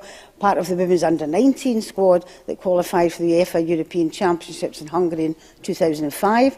Midfielder won 2 senior caps before being recalled to the squad after 4 years for a double header against the USA and Nashville in February 2013, and she scored her first senior goal in a 3-2 friendly win over Iceland in June 2013.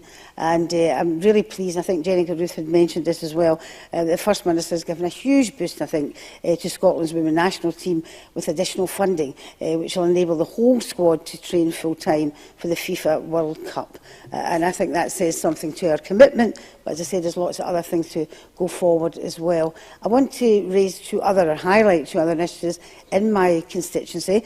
Cycling might not be for everyone, but these 2 initiatives are about not just cycling, but obviously giving people confidence as well. And the first one is Bike for Good, and that's the Glasgow branch. They've teamed up with the Simon Community Scotland to specifically work with women and girls. Now, many of these women and girls have faced real challenges in their lives. Now, the project provides women with the opportunity to learn bike maintenance. They build a bike as well from scratch. And at the end of the course, each person gets to keep the bike, ensuring they have a cheap and reliable mode of transport and the skills to maintain the bike as well, obviously improving their health as well and giving them confidence. 24 women so far have built their own bikes and all have said have a really positive effect on their mental and physical well-being. If I could just give a quote from a couple of them.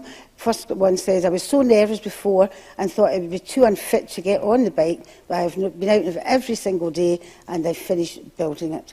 I was so nervous before I thought I would be there as well, but basically the camaraderie of the other women on the course made it so much worthwhile. I've learned new skills I didn't know I had. I thought I'd be too old and too unfit to learn to get cycling, but there you are, I'm not." The second one is Bells on Bikes. Bells on Bikes, a cycling group for women living in and around Glasgow, offers a mix of rides to cater for all ages and abilities. The group, supported by CTC Bike Club, funded by Cycling Scotland, and delivered in partnership with Youth Scotland and the Glasgow Bike Station as well. And over the years, Bells on Bikes have trained female cycle trainers to organise, lead and inspire women of all ages to get out on their bikes. Whether you want to start community biking, as I mentioned before, cycle with family and friends at the weekend, or just meet like-minded people, Bells on Bikes is the one thing which actually introduces it to you, and it's a great community. In closing, Presiding Officer, I think one of the best things we can do for our own health is physically active, and I've highlighted 2 initiatives in my constituency, and I'm sure there's others in other constituencies. I hope by debating this today, we'll encourage more women and girls to get active and be fitter as well. Thank you, Presiding Officer. Thank you very much. I call Claire Baker to be followed by George Adam. Ms Baker, please. Thank you, Presiding Officer. I welcome today's debate focusing on women and girls in sport. We've already heard about women and girls who are achieving fantastic results in elite sports. We should recognise the commitment, the hard work, the talent and the dedication they have given to their chosen sport and celebrate their achievements. Labour's amendment congratulates the Scottish women's football team and recognises the Scottish Government's announcement of financial support. Women participating at a high level are often still having to earn a living and aren't able to dedicate themselves to their sport, and I welcome the funding which will enable the team to concentrate on the tournament. So recognition and sponsorship can be difficult for women to receive, and we can see gender disparity across elite sports, where women are still receiving less financial reward and lower profiles. And while we have global women sports stars, they are often at the forefront of fighting for greater recognition, respect and parity in their sports. We should consider ways to see a sustainable funding base for all women's competitive sport. I would like to focus on other aspects of the debate. The Scottish Health Survey published last week confirmed some attitudes and behaviours around gender and sport. As the Minister has recognised, male participation in recreational sport is higher on average than women's. Women are less likely to meet the guidelines for moderate or vigorous physical activity than men, with the greatest gap being in the young adult age group. And the most dramatic statistic is probably that participation in sport among high school age girls declines by 24% compared to 1% for boys. These figures are compounded by deprivation, with higher levels of non-participation in areas of high deprivation. And while we rightly celebrate high-level achievement, a recent BBC documentary claimed that almost 9 in 10 of elite athletes come from a more privileged background. Sport should be the great equaliser, but these figures suggest that for too many people, opportunities are limited, and personal as well as national potential isn't being realised. So I welcome the work that's been undertaken to consider the barriers to women and girls' participation in sport. The modest but welcome investment in the Sporting Equity Fund has provided an impetus to work in this area. I know that in Fife, that Fighting Chance Scotland received funding for a school's judo programme, as well as Fife Council receiving a reward to support an active girls to take up cycling. I understand that fund was only for a year, and the Minister has today confirmed that there will be additional funding available to support grassroots sports. Can I ask if this will be available to the groups who are already in receipt of funding, or will it only be for new applications? I also welcome the work of the Women and Girls in Sports Board. Their focus on 4 key areas to look to increase engagement and should lead them to also consider how deprivation depresses opportunity. The benefits of an active lifestyle are evident for everyone, not just in physical benefits but also mental well-being. A lot of good work is going on to challenge the way we think about sport and women and girls' participation. And some members have spoken about the importance of role models and leadership opportunities. I am interested in where this intersects with celebrity culture and the images of perfection that girls are often presented with. The This Girl Can campaign has been about promoting diversity, promoting confidence, taking on myths about femininity and how that is expressed. And Girl Guiding have often been doing a lot of research on this, highlighting that girls can be reluctant to take part in sport because it's regarded as not feminine. And part of this is about activity, about not labelling activity as sporty or otherwise. Sporty, for some, can be a label that enforces a binary approach. You're either good at it and that you win things, or you're not, and so you start to avoid it. At primary school, it is perhaps easier to be more inclusive. And as head teacher at St Ninian's Primary School in Stirling in my region, Elaine Wiley introduced the Daily Mile, a great initiative that embeds positive behaviour and attitude to activity, introducing concepts of keeping active, of socialising, of building it into your daily routine, all easy lessons that will hopefully stay with children throughout their life. So the significant reduction in participation occurs at high school. There is still a gender gap at a younger age, but it becomes more pronounced at high school.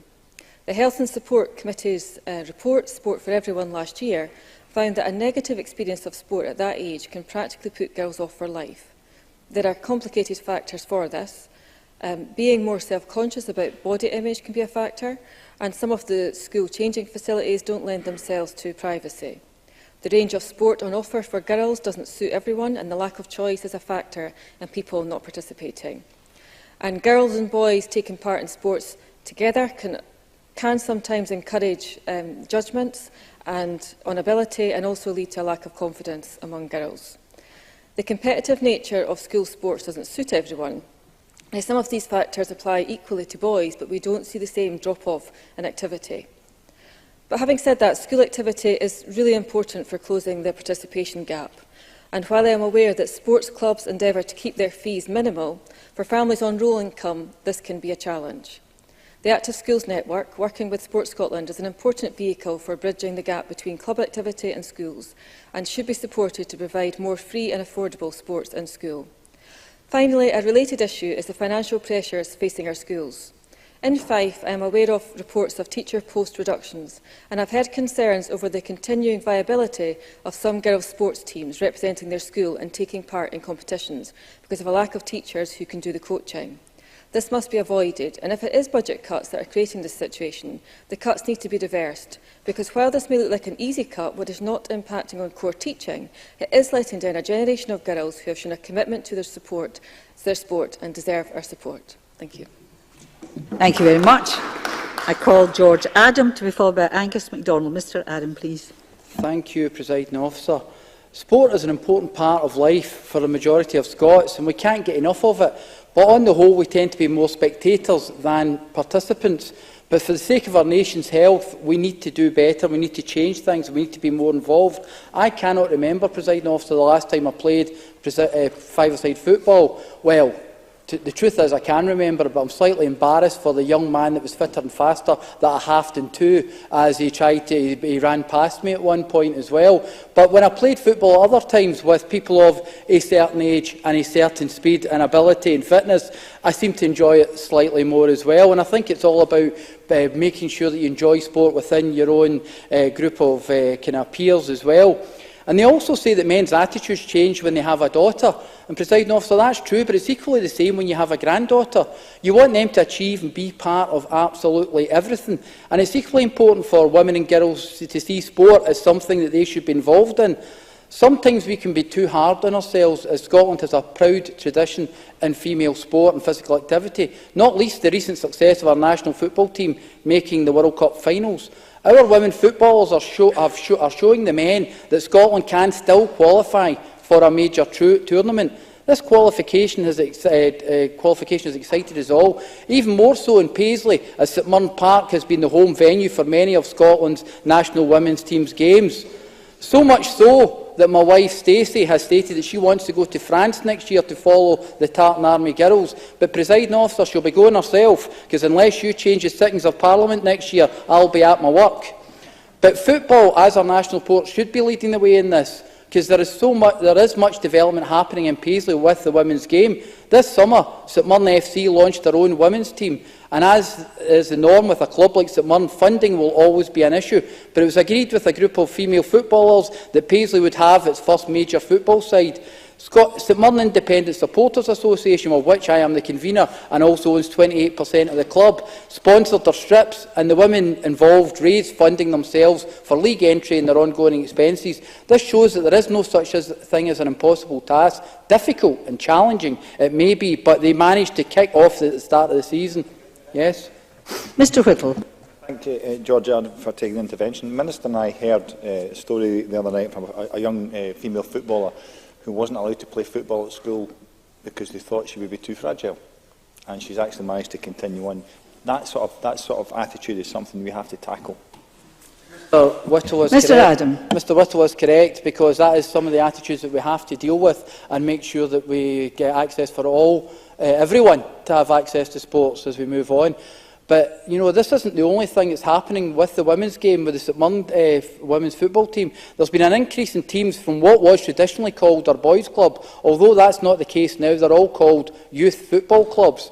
Glenaffer Thistle, a team that brought us players like St Mirren legend and now sports pundit Stephen Thompson, has a girls' section and a women's team. St Mirren Youth FC, not connected with the professional club, has a girls' section, as does St Peter's FC. And if I move away from the centre of the known universe to faraway Linwood, we can see that Linwood Rangers, former Scotland captain Paul Lambert's first team, they have a girls' section too.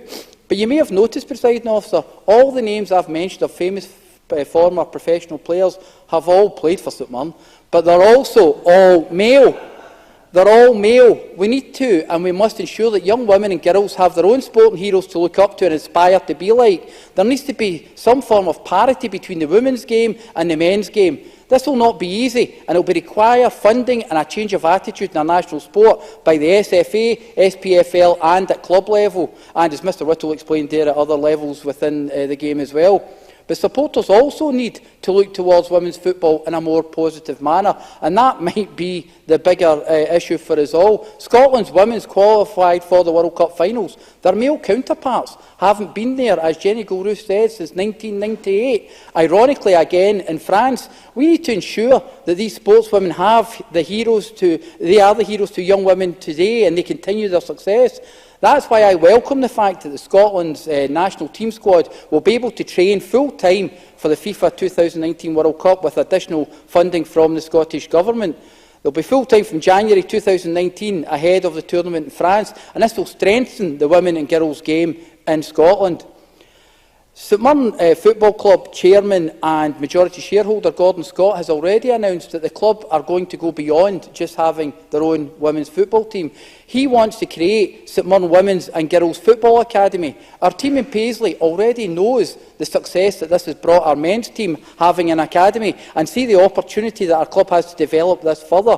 The St Mirren Academy has produced Scotland internationals like John McGinn, Kenny McLean and Lewis Morgan. The supporters see the value of this in financial terms and on the field, but Gordon's plan is to have this in Fergusley Park in Paisley, and using St Mirren Community Trust as a way to take it forward, with Gail Brannigan leading the way. Gail is well known within Renfrewshire for running sports trusts and sporting community programmes, and we have an opportunity to use this idea and this project to actually use it as a pilot to see that we can do something like that. Because we can say to young women in places like Fergusley Park, it does not matter where you live, it does not matter where you come from, but you can be part of our national game and our national sport and play for the famous Paisley St Mirren.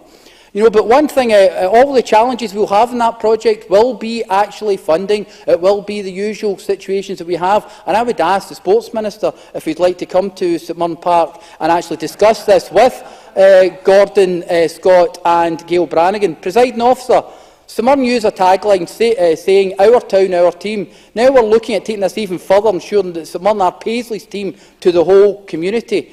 For me, I look forward to the day when I sit with my granddaughter, my daughter and my wife, and I see St Mirren lift the Women's Scottish Cup. And only then, when that date goes down in these famous dates from St Mirren in the past, will I say that we have definitely got the equality in Paisley. Thank you. I don't know if anybody noticed the name St Mirren in that speech, but somebody no doubt has been counting the references. I call Angus MacDonald to be followed by Alison Harris, please. Okay, thanks, Presiding Officer. It's a pleasure to be speaking in this debate, albeit a little unexpected, as Stuart McMillan had been hoping to speak in this place. However, he's been called away to his constituency. So, first and foremost, I'd like to join colleagues in the Chamber by adding my congratulations to our women's national football team on reaching the World Cup. Something that hasn't happened for Scotland since France '98, and I'm looking forward to France 2019, where everyone will be rooting for them in the tournament next June, if not attending the actual event. It is true to say that taking part in physical activity or sport is one of the best ways to maintain our physical and mental health, and it's definitely on my to-do list, and clearly long overdue. Although I'll maybe just start with the chair yoga that I was experiencing at the event that I held in Parliament on Tuesday evening. That may well be exertion enough to start with. But not only the benefits to physical and mental health are clearly the case, but also taking part in sports can also be an incredibly social activity which builds confidence and relationships and friendships, so it can be fun at the same time. But that isn't to say that there aren't still barriers stopping women and girls taking part in sport, and that's something we must address. If we look at examples in elite sport, such as our women's national football team or our incredibly successful women's cycling and swimming teams, it's clear to see the inspiration they have on women and girls in encouraging involvement and sport and getting active. Elite sports absolutely have a role to play in that encouragement. However, it is ensuring that that resource and accessibility is available at the grassroots level, where we will see the majority of the barriers broken down and more women and girls encouraged to take part. Now, the Scottish Government and Sport Scotland have, for example, through the Active Schools and Active Girls programme, seen an increase of children doing 2 hours or periods of PE per week from less than 10% in 2004-05 to 98% in 2016, which of course was an SNP manifesto commitment. And we've seen that not only does PE have a positive impact on physical health, but it has a positive impact on educational attainment and life chances too, as Minister Marie Todd mentioned in her intervention to Brian Whittle. So when we look at one of the simplest forms of exercise, which is walking, the rollout of the daily mile in schools across Scotland has significantly increased the health and well-being of pupils, but it also has a positive effect on learning in the classroom. Presiding Officer, as part of that commitment, the Scottish Government provided £11.6 million of investment between 2012 and 2016. However, this has been backed up by £50 million to be invested in active schools from between 2015 and 2019 through Sport Scotland, which is clearly welcome. Their vision of a Scotland where sport is a way of life, where sport is at the heart of Scottish society and has a positive impact on people and communities, is certainly something that we all want to see achieved. And I believe we're on the path to achieving this. However, we must ensure that all issues, especially those facing women and girls, are taken into account, no matter the background or stage in life.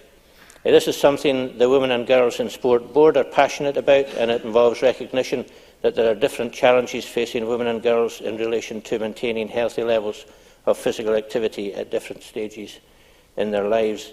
And of course, the 4 areas identified for focus are intervention, what is needed to get more women and girls physically active and into sports; prevention, what measures will ensure women and girls don't drop out of physical activity or sport and have opportunities to continue; reconnection, how women and girls can get back into physical activity or sport when a major change to their life happens; and continuation, helping women and girls continue with physical activity or sport throughout their lives.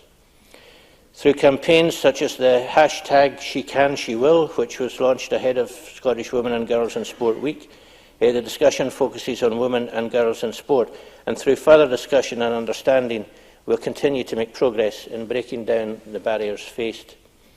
It is clear, however, to see that progress has been made over the years in getting more women and girls into sport. We have, for example, seen significant increases in women and girls in Scotland participating in sports and physical activity, including walking and biking, as well as traditional sports such as netball, hockey and shinty.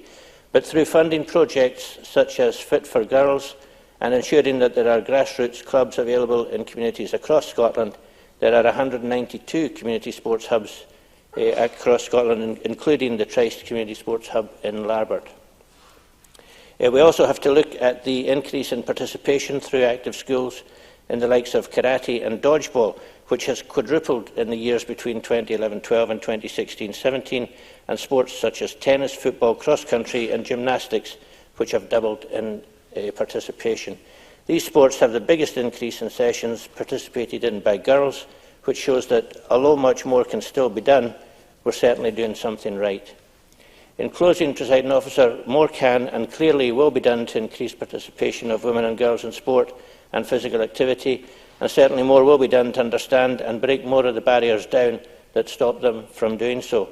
However, when we look to the progress made over the past few years, Scotland is on the right path, and we should continue to push those boundaries and make sure that we continue on that path. We're achieving success on the global stage at Commonwealth, Olympic, World and European Championship medals to be proud of, and of course success to come in the future. But we should continue to make these inroads and increase participation so that Scotland's women and girls have every opportunity to become involved and stay involved, no matter their background or the stage they are at in life, and that will lead to a healthier and better Scotland for everyone. Thank you. Thank you. I call Alison Harris, to be followed by Gillian Martin, and Ms Martin will be the last speaker in the open debate. Ms Harris, please. Deputy Presiding Officer, I'm delighted to speak in this debate marking Women and Girls in Sport Week. A recent study by the University of Bristol highlighted that by the age of 9, less than 1/3 of girls met the suggested level of support and fitness activity, compared to 2/3 of boys. The gap closes in adulthood, but there is still a strong bias in favour of men. The reasons why females are less involved in sport are varied, but many have been mentioned by previous speakers. But I'm pleased that this week gives an opportunity to turn the spotlight on the gender gap in sporting activity that exists, and amongst young people in particular. You know, when I think back to my own days and my introduction to sport, or what in those days was referred to as PE or gym, you will not be surprised to hear that I wasn't really a budding athlete. At school, my cousin was the games captain in 6th year, and when I arrived in my first year at the school, I remember vividly the excitement of the PE teachers who were desperate to meet the potential new games captain, whom they assumed would follow in the family footsteps. I can say without one shadow of doubt that I did not like hockey. I did not like jumping into a sandpit. I did not like jumping over hurdles, which I regarded as positively dangerous. In fact, I did not even like jumping over a horse that had no head or tail. As I'm sure you've worked out by now, I didn't rise to the dizzy heights of games captain, but merely the dizzy heights of being in charge of cutting the oranges for the half-time during hockey. But that disastrous introduction to sport actually had a more serious repercussion, and that was that I wasn't introduced in my early school years to the importance and fun of physical activity. Thankfully, since those days, there has been a huge expansion in the variety of sports and activities available in schools. Many secondary schools now have swimming pools, jogging has become commonplace, and there's a huge growth in Keep Fit classes being provided, along with traditional sports of hockey, netball, track and field. And I'm delighted now that as part of the higher curriculum, a higher dance course is now on offer. Now that actually is a course that I would have enjoyed. The importance of this physical activity, and indeed the introduction to physical activity, does, without a shadow of a doubt, improve mental health and well-being, and being physically fit does lead to improved self-esteem, as we've heard earlier today. I think it is important for this to be introduced at primary school level, and it's a common fact that children don't get to run around now as much as they would have years ago. Bringing sport into primary schools at an early age is ultimately an introduction to keeping fit and sets up a chain of positive reactions which these children will take through life. By encouraging more women into sport and physical activity, raising awareness of those who do regularly take part, and addressing the barriers that cause the differing uptakes between males and females, I hope that this week builds on the success of last year's inaugural event. Many young people see gym membership as a must-have, and more women and girls are now involved in sports such as football, rugby and martial arts. So yes, things have improved, yet it is clear that work still has to be done to close the gap in physical activity. We all know the importance of role models, and thanks to the success of the Commonwealth and Olympic Games, we have enjoyed seeing many sportswomen, such as the young boxer Nicola Adams, become a household name. Deputy Presiding Officer, we have heard the saying that success brings success, and I'm sure that is very much the case with sport. Hopefully the successes of our sportswomen have had will boost the amount of coverage that female sports in television and in the media from the current derisory 7%, as I think Alison Johnson previously mentioned. Why should media interest be so low? A survey carried out for Insure for Sport had some interesting findings. When asked which sports they watched, and despite its growing profile, 44% said that they would watch men's football, but only 17% women's. Rugby still showed a heavy male bias, while tennis, athletics and swimming showed much less disparity of people's preference for watching. Of the 22 sports included in the survey, there were only 2 in which the female version were more likely to be watched: volleyball and hockey. Clearly, and despite much progress, there still remains a perception that there are sports for men and sports for women, and this is a factor in discouraging some women from participating in certain sports. Some studies suggest that competitive sports are not so attractive to women as they are to men, but few will disagree that in politics and business, women have shown that they are every bit as competitive as men.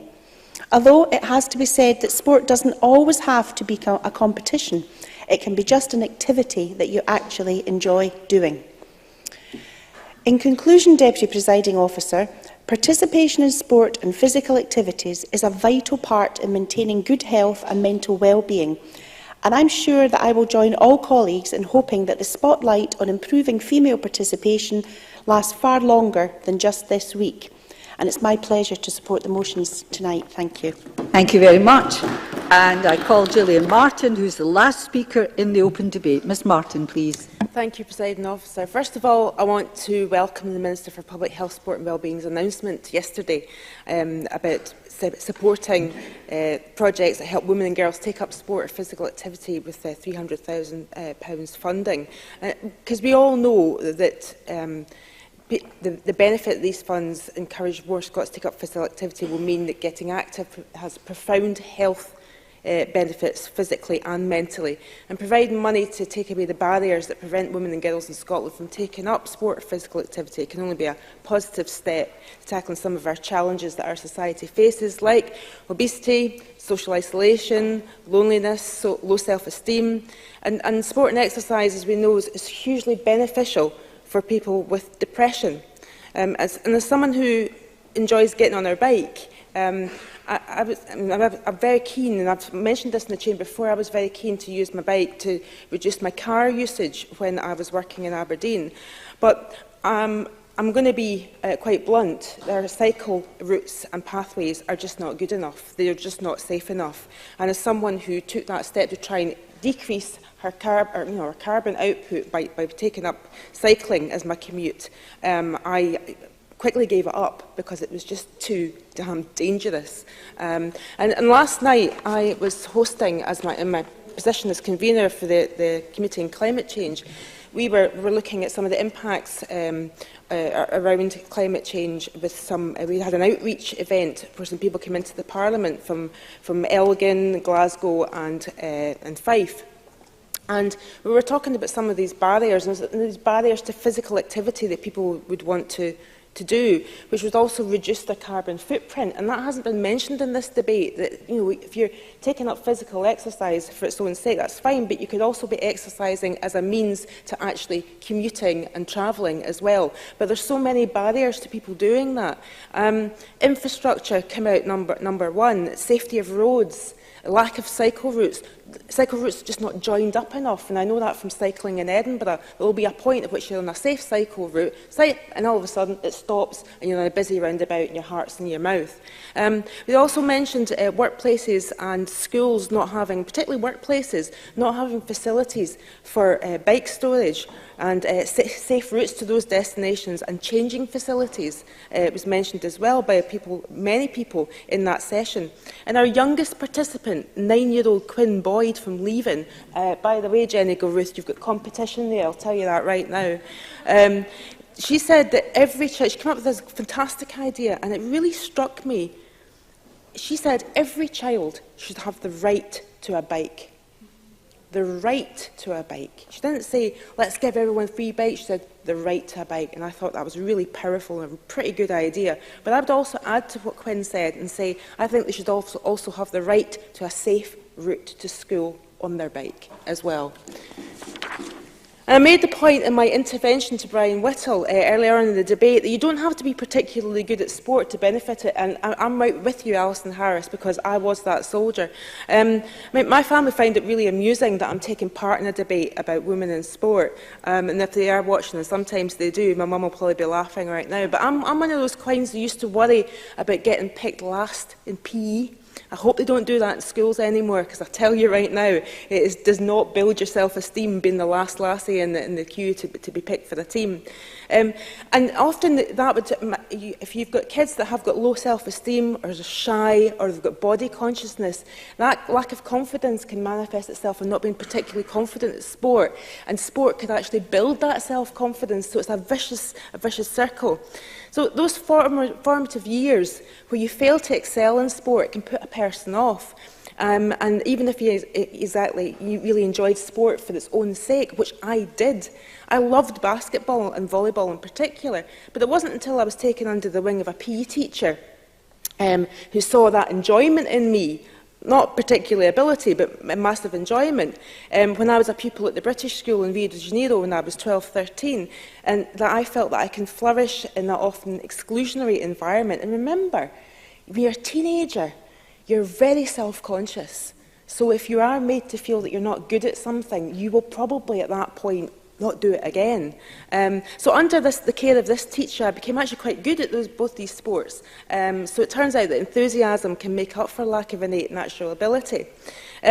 So I wanted to address Finlay Carson's political points and the priorities of local councils. He's not in the chamber just now because he didn't take my intervention, but what I wanted to say was take care about making those political points, because right across the country you'll have local authorities who are making decisions which are stopping people from accessing sport. My own situation in Aberdeenshire Council, it's a Conservative-led council, they've cut visiting specialists, and I find that for rural schools where you have sports specialists, we'll be going to small rural schools, that people are missing out and having an access to sport that they wouldn't otherwise have. But in saying that, you know, sports for all, it doesn't matter if you're good at it, I do want to make quick mention of a couple of sports champions for women in my constituency. Hannah Miley, everyone knows Hannah Miley. I could use up the rest of my time actually talking about the achievements that, and Christine's going like that, but I'm not going to list all her achievements, everyone knows what they are. And she still trains at Inverurie Pool, which I think gives young people from Inverurie great confidence. And then there's Natalie Ross, who plays midfield for Celtic and has got 11 Senior Scotland international caps. She's from Ellen, and she trained and played for Ellen Meadows. It's the only girl playing for that boys' club. And I want to squeeze in a wee mention for John Duffus, who coaches Aberdeen FC ladies and girls, who recently got an award for his contribution to women in football. I just want to make a quick mention. You can't make any quick mentions, and can I also say it's very nice to be friendly, but I am the presiding officer when you're addressing me when I'm in the chair. You maybe didn't notice, but others did. I didn't notice, but thank you, presiding officer. Thank you very much. Sit down. Thank you. Now, can I also say, yes, can I call on now Mary Fee, please, to close for Labour? Miss Fee, please. Thank you, Presiding Officer, and I'm pleased to be closing this afternoon's debate for Scottish Labour, marking Scotland's second annual Women in Sport Week, and I'm grateful for the support for our amendment around the Chamber. And this has been a good humoured debate, and we've had a range of informative and interesting contributions from across the Chamber, reflecting on how we can work together to make sport in Scotland more accessible for women. And we've heard of the numerous health and wellbeing benefits of sport. And Anas Sarwar, in his opening remarks, rightly highlighted the link between poverty and participation. And the cost of sports kits and entry to sporting facilities can be a significant barrier to participation. And Anas Sarwar also spoke of the importance of tackling obesity and the role sport plays in mental health, well-being and in mood. And Brian Whittle, in his opening contribution, made an interesting point about the lack of women coaches. And I have to say it's not something I had given much thought to in preparation for this debate. But what better role model than a woman coach? And that was also a point that was made by Anas Sarwar. And Alison Johnson spoke of the massive difference in media coverage of women in news and sport. And how can we showcase something if there is little or no coverage of that for people to see? And many contributions spoke of the long-term health benefits of sport, the disparity in participation, and the role that we as parliamentarians can play in promoting and encouraging physical activity.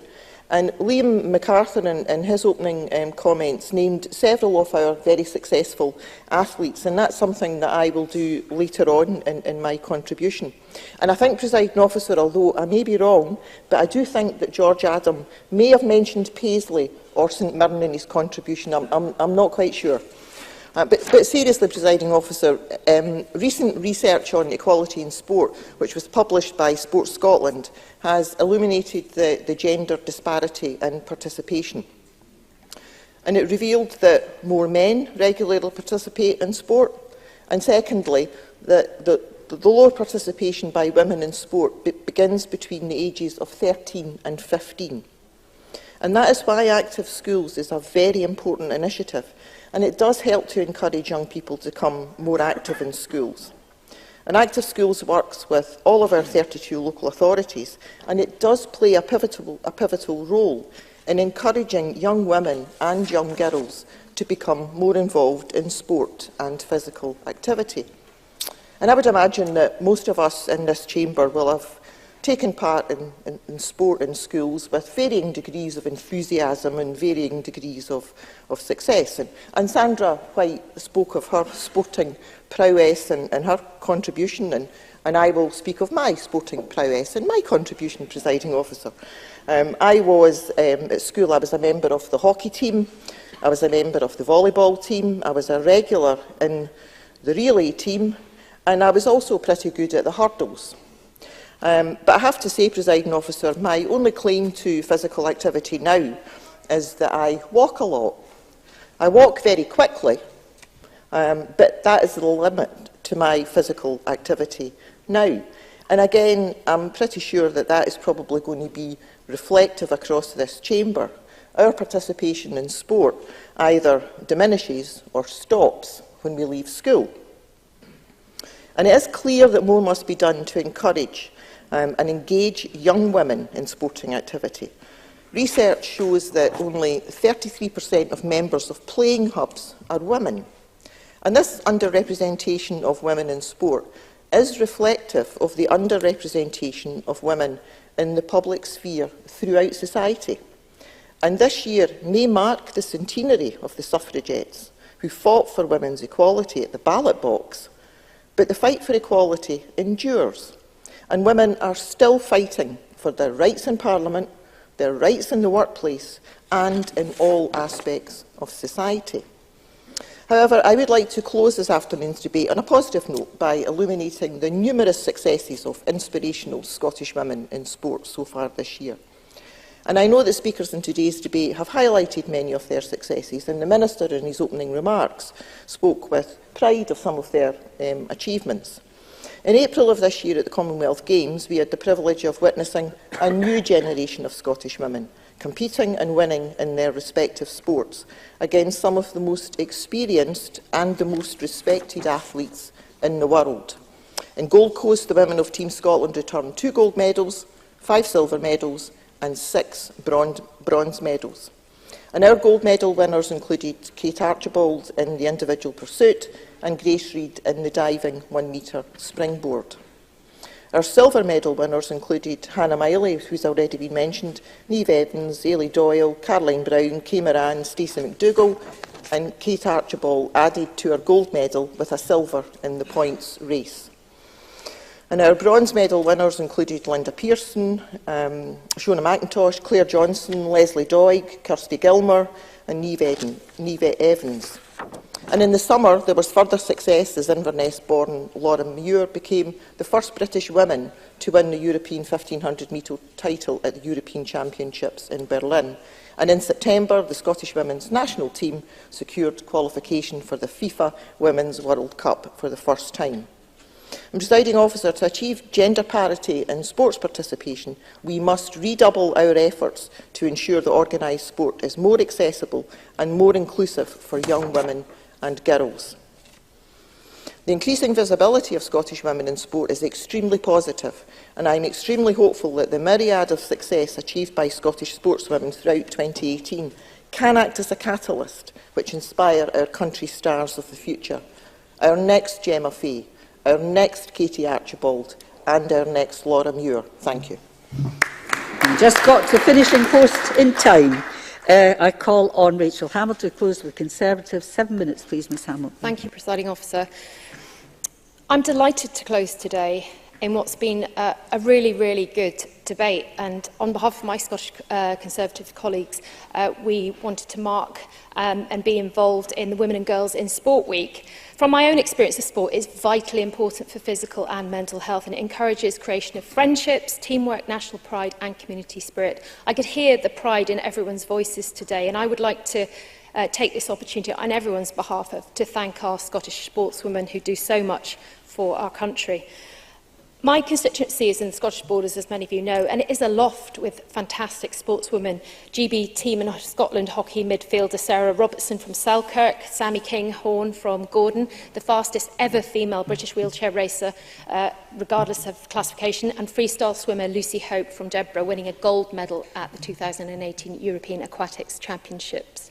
Like many MSPs, I do try to get involved in supporting as many sporting groups as possible, whether it be playing women with the club at Kelso, or like Liam MacArthur supporting Orkney netball star Sarah McPhail's selection to the Scotland under-21s, or George Adams supporting Paisley's women's football team. Claire Baker and Anna Sawa spoke of the Scottish Health Survey, and the fact remains that extensive research still shows low rates of women and girls participating in sport. Participating in sport by girls at a young age is crucial. Keeping that going is another. Angus MacDonald talked about the dropouts in sport and the retention problems that we do have. And barriers still exist for girls, a lack of self-esteem. Gillian Martin spoke about this. A lack of opportunities and or negative experience of school PE lessons. And I fondly listened to Alison Harris as she talked about cutting the oranges. Actually, she was contributing, and I hope that she felt involved as well, even if she didn't really like sport. But everybody has a role, including volunteers. Research shows girls are less positive about their school experiences of physical education than boys. We've also heard that today. And according to a Women in Sports study published only last November, 64% of girls said that their school encouraged them to take part in sport, compared to 72% of boys. And evidence shows that as girls move into their teenage years, sport participation reduces and stays lower than boys. And we've got to break down these barriers. Nothing should hold girls back from taking part in sport, regardless of where they live. And Finlay Carson spoke about the challenges of access in transport in his own constituency, which is a very rural area. Last year, Sport Scotland published 8 recommendations, ranging from providing some single-sex opportunities to involving more women in the planning of sporting events. And we all welcome the Scottish Government announcement of the £2 million to reduce inequalities in sport, including encouraging more women and girls into sport. Brian Whittle and the Scottish Conservatives argue that the goal must be equal access for all, irrespective of background or personal circumstance. And that includes, as I said earlier, getting it right between the rural and urban divide. And many MSPs acknowledge that there aren't enough female coaches and role models. In fact, 31% of coaches across the UK are female. Sport Scotland is encouraging more coaches to get involved by offering subsidies, but there is still a long way to go. And as we approach the midway point of a 10-year national strategy entitled A More Active Scotland, the Scottish Government must set targets to close the physical activity and the gender gap that is exposed within that, and we've heard that today. Alison Johnson talked about media coverage, and she's right. Women's sport makes up only 7% of media coverage, But I also had learnt of the excellent Girls Do Sport, which is development run by Scottish Women in Sport in collaboration with the University of the West of Scotland. And this is an ambitious new partnership which will see 10 programmes created by students and graduates and staff at the university focusing on women in sport and highlighting one sport per show. Many members today spoke about role models and the link between grassroots and elite sports. More screening and coverage of women's sports will allow more girls to see female role models and be inspired to pick up a racket or put on some football boots. It was interesting to learn that the BBC have also committed to delivering a further 500 hours of live women's sports coverage, and I hope to catch the Netball World Cup final next year, which they've promised to televise. To conclude, Presiding Officer, we agree on the Conservative benches that sport for women and girls is a must, and it must be more accessible. We still have a long way to go. Poverty is a key determining factor, and there is a link between deprivation and low participation. Barriers also include a lack of transport, the cost of transport, or issues with venue access or venue hire, lack of equipment. Extracurricular activities rely on volunteers, and volunteers are key to delivering sport, outwith of those 2 hours that are currently delivered in schools. More must be done to encourage volunteer participation, and more must be done to establish a stronger bond between grassroots and elite sports. Role models are also key. Finally, the Scottish Government acknowledged that sport and physical health improves health and well-being and improves self-esteem. It's now time for the Minister to galvanise the support he has seen today and he's heard from all parties. It's time for lasting change, not just for women and girls, but for everybody. Thank you. Thank you very much. I now call Marie Todd to close for the Government. Minister, till decision time, please. Thank you, Presiding Officer. I very much welcome the contributions made from across the Chamber, but before I reflect on the points made during the debate, I'd like to say just how pleased I am that during our Year of Young People we continue to find ways to celebrate having young people's voices heard and to be participants in shaping and driving change. Throughout this Women and Girls in Sport Week, I've been struck by the many great examples of girls who've built confidence, who've made friendships, built resilience and gained skills through physical activity or sport. And I look forward very much tomorrow to visiting Broughton High School for their Active Girls Day and to hear direct from the girls the difference it's made to them. A joined-up approach working collaboratively across government departments, across sectors and across barriers will ensure that we continue to improve opportunities for girls and women right across Scotland. Today is another great opportunity to explore how together we can make Scotland an ACE-aware nation. We're committed to embedding an understanding of ACE's adverse childhood experiences across all of government and working collaboratively to drive progress across Scotland. Mitigating ACEs and supporting resilience is absolutely crucial to reduce the risk of people with ACEs experiencing negative long-term impacts and to break the cycle of future ACEs in the next generation. And there's really good evidence that participation in sport builds resilience and mitigates adverse childhood experiences. There's growing interest in emerging practice in the Scottish Sports sector to provide sport and physical activity opportunities that take account of ACEs and to allow young people to build their resilience. For example, active schools teams in some local authorities have programmes specifically designed for girls who are vulnerable or who have disengaged from school, combining youth work approaches with carefully structured sport and physical activity opportunities. The Women and Girls in Sport Advisory Board are very keen to have some conversations with different age groups to fully understand the issues. Consultation is really important to provide a platform for girls and women to have their voices heard, and it will help shape and influence opportunities and recommendations on what more this government can do and empower girls and women to overcome the barriers. Now, like others in the Chamber, I'm going to take the opportunity to talk about my own sporting prowess. But like Gillian Martin, my own sporting prowess is much more of the fine example of enthusiastic joining in over skill. My passion for rugby started when I was young, although I didn't play it until my 20s, when the hospital I worked in had a team. I gave it a try and I found I absolutely loved the physicality, I loved the teamwork and I loved the body confidence that came from playing. As Liam MacArthur said, rugby is a sport for all shapes and sizes. I also agree with Liam MacArthur that the Orkney Dragons are an inspirational team, and Jo Inkster, the captain that he referenced, is a case in point. She was a rugby mum who took up the sport in her late 30s and led her team to a meteoric rise, lifting silverware within a very short time from starting.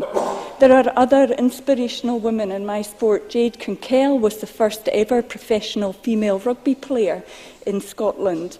Dee Bradbury, who we've heard of before, who's the most amazing woman who first excelled in athletics, Brian Whittle's sport, and then switched code in her late 30s to rugby. These are strong, fearless women who are participating and excelling in a physical, in fact a contact sport, pioneers, trailblazers and role models for all of us. I have to say Mary Fee and Alison Harris would be very welcome in the Scottish Parliament rugby team, which I now play in, even if it's just to cut oranges. You can come along and share in the camaraderie, because one of the other joys of sport, which we haven't mentioned so far today, is how it can bring together people of very different backgrounds and beliefs. And the fact that I play in a team alongside the Tory front bench is a very fine testament to that. And before I leave the subject of Scottish rugby, I have to commend the partnership between Scottish rugby and Girl Guiding. It's a fabulous collaboration which brings together two of my favourite things, and I hope that we see more links like this in future. Brian Whittle's speech gave us an insight into his long passion and involvement in sport, but also gave us a wonderful insight into how far we've come. Anna Sarwar, I have to say, I can personally commend the Daily Mile to you and others in the Chamber. It's a very easy way for us all to get our exercise in. As Claire Baker rightly mentioned, it started near where you are, where you're based, and it's become a worldwide phenomenon. Alison Johnson and Alison Harris both were absolutely right about the coverage in the media of women's sport. It's a huge bugbear for me and other women in the Chamber, and I agree that it's absolutely vital for this to improve if participation is to improve. Jenny Gilruth and Brian Whittle rightly made the link between sport and closing the attainment gap, and I'm very pleased to hear that this is being widely recognised. It was an excellent speech from Jenny Gilruth, and I loved that she highlighted the Scottish women football leading the way in ethical sport sponsorship. Finn Carson quite rightly highlighted the particular challenges that rural athletes face, and as a Highlands and Islands MSP and indeed as a Highlands and Islands mum, I know very well the situation. I would say that the growth and flourishing of shinty might well be, women's shinty might well be an example of how things can be improved in other parts of the country. Sandra White mentioned a lovely project, the Bike Store project, which highlighted that it's never too late to take up a new sport and learn a new skill, and that camaraderie is one of the greatest benefits we get from sport. Gillian Martin made some very fine points about active travel, and the £80 million investment this year in this year's budget was a doubling of investment, and it will make a huge difference, but there is absolutely always more that we can do. Several people mentioned the situation with female coaches, and you're absolutely correct. Only 31% of coaches right across the UK are women. We recognise the need for more female coaches and sporting leaders to attract the next generation into sport. Sports Scotland recognised this, and from 2016 to 18 they provided financial subsidies to support coaches to gain coaching qualifications, with only over 50% of them being women. It's also key that we enable our young female sporting leaders to shine. And the Sports Scotland Young People Sports Panel boasts a really impressive 14 female members out of the 19 panel members. We welcome very much the positive trend in the overall measure of physical activity amongst adults since 2012 in the recent health survey. And a wide range of organisations in Scotland are working very hard to encourage and support people in Scotland to be more active more often, enabling more people to experience the many physical and mental health benefits of being active. The Scottish Government's emphasis on the importance of empowering communities is important here. When communities feel empowered, evidence shows that this leads to increased confidence and skills, more people volunteering, greater satisfaction with quality of life in the neighbourhood, and greater engagement in local democracy. Access to opportunities to highlight the many benefits of physical activity and sport is a right that we want everyone to have. Achieving our vision of a Scotland where people are more active more often is therefore both an outcome of following these principles and a means of advancing these principles in their own right. If we work together in driving forward these improvements, we'll drive forward change for women and girls right across Scotland, providing them with every opportunity to participate. I thank you all for your contributions to this debate today and the contribution that it's made to raising awareness and discussing the opportunities in sport and physical activity among women and girls. I'd like to finish by reminding you all, though, that we are all leaders in this chamber. So let's see what we can do, not just to talk about this, but to actually do it. And to paraphrase George Adam, I think we should not just spectate, let's participate.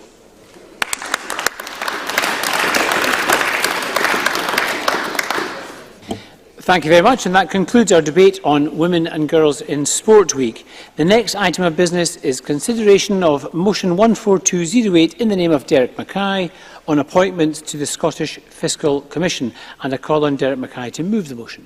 Move. Thank you very much. The next item of business is consideration of Parliamentary Bureau Motion 14211 on designation of a lead committee. And could I ask Graham Day on behalf of the Parliamentary Bureau to move the motion? Move, Presiding Officer. Thank you very much. We turn now to decision time. The first question is that Amendment 14194.1 in the name of Brian Whittle, which seeks to amend Motion 14194 in the name of Joe Fitzpatrick on Women and Girls in Sport Week, be agreed. Are we all agreed? Yes. We are agreed. The next question is that Amendment 14194.2 in the name of Anas Sarwar, which seeks to amend motion in the name of Joe Fitzpatrick, be agreed. Are we all agreed? Yes. We are agreed. And the next question is that motion 14194 in the name of Joe Fitzpatrick, as amended, on Women and Girls in Sport Week, be agreed. Are we all agreed? Yes. We are agreed. The next question is that motion 14208 in the name of Derek Mackay on appointments to the Fiscal Commission be agreed. Are we all agreed? Yes. We are agreed. And our final question is that motion 14211 in the name of Graham Day on designation of a lead committee be agreed. Are we all agreed? Yes. We are agreed. That concludes decision time. I look forward to welcoming members back after recess, and I close this meeting.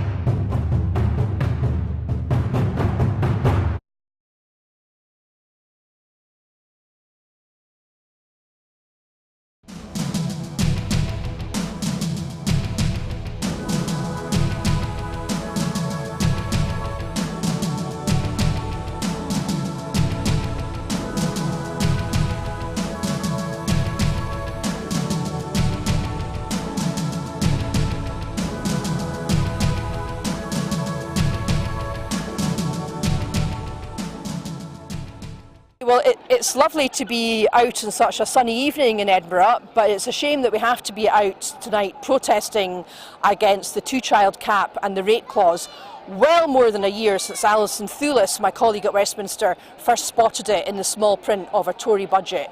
Very glad to see such a huge demonstration today and so many people still coming along 1 year after the rape clause came into force to show their opposition to this vile and despicable policy. The UK Government have never been able to justify this policy, and we saw that this week with Esther McVeigh's pathetic attempts to say that the rape clause was somehow double support for women and that gives them some kind of chance to talk about the most appalling and disturbing experience of their life.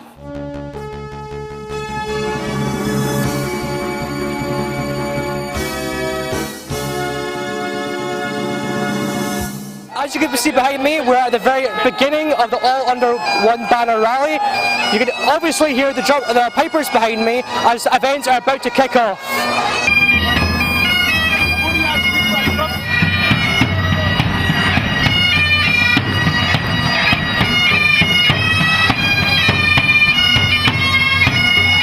It's time to aim high, look resolutely outwards, and never, ever accept second best.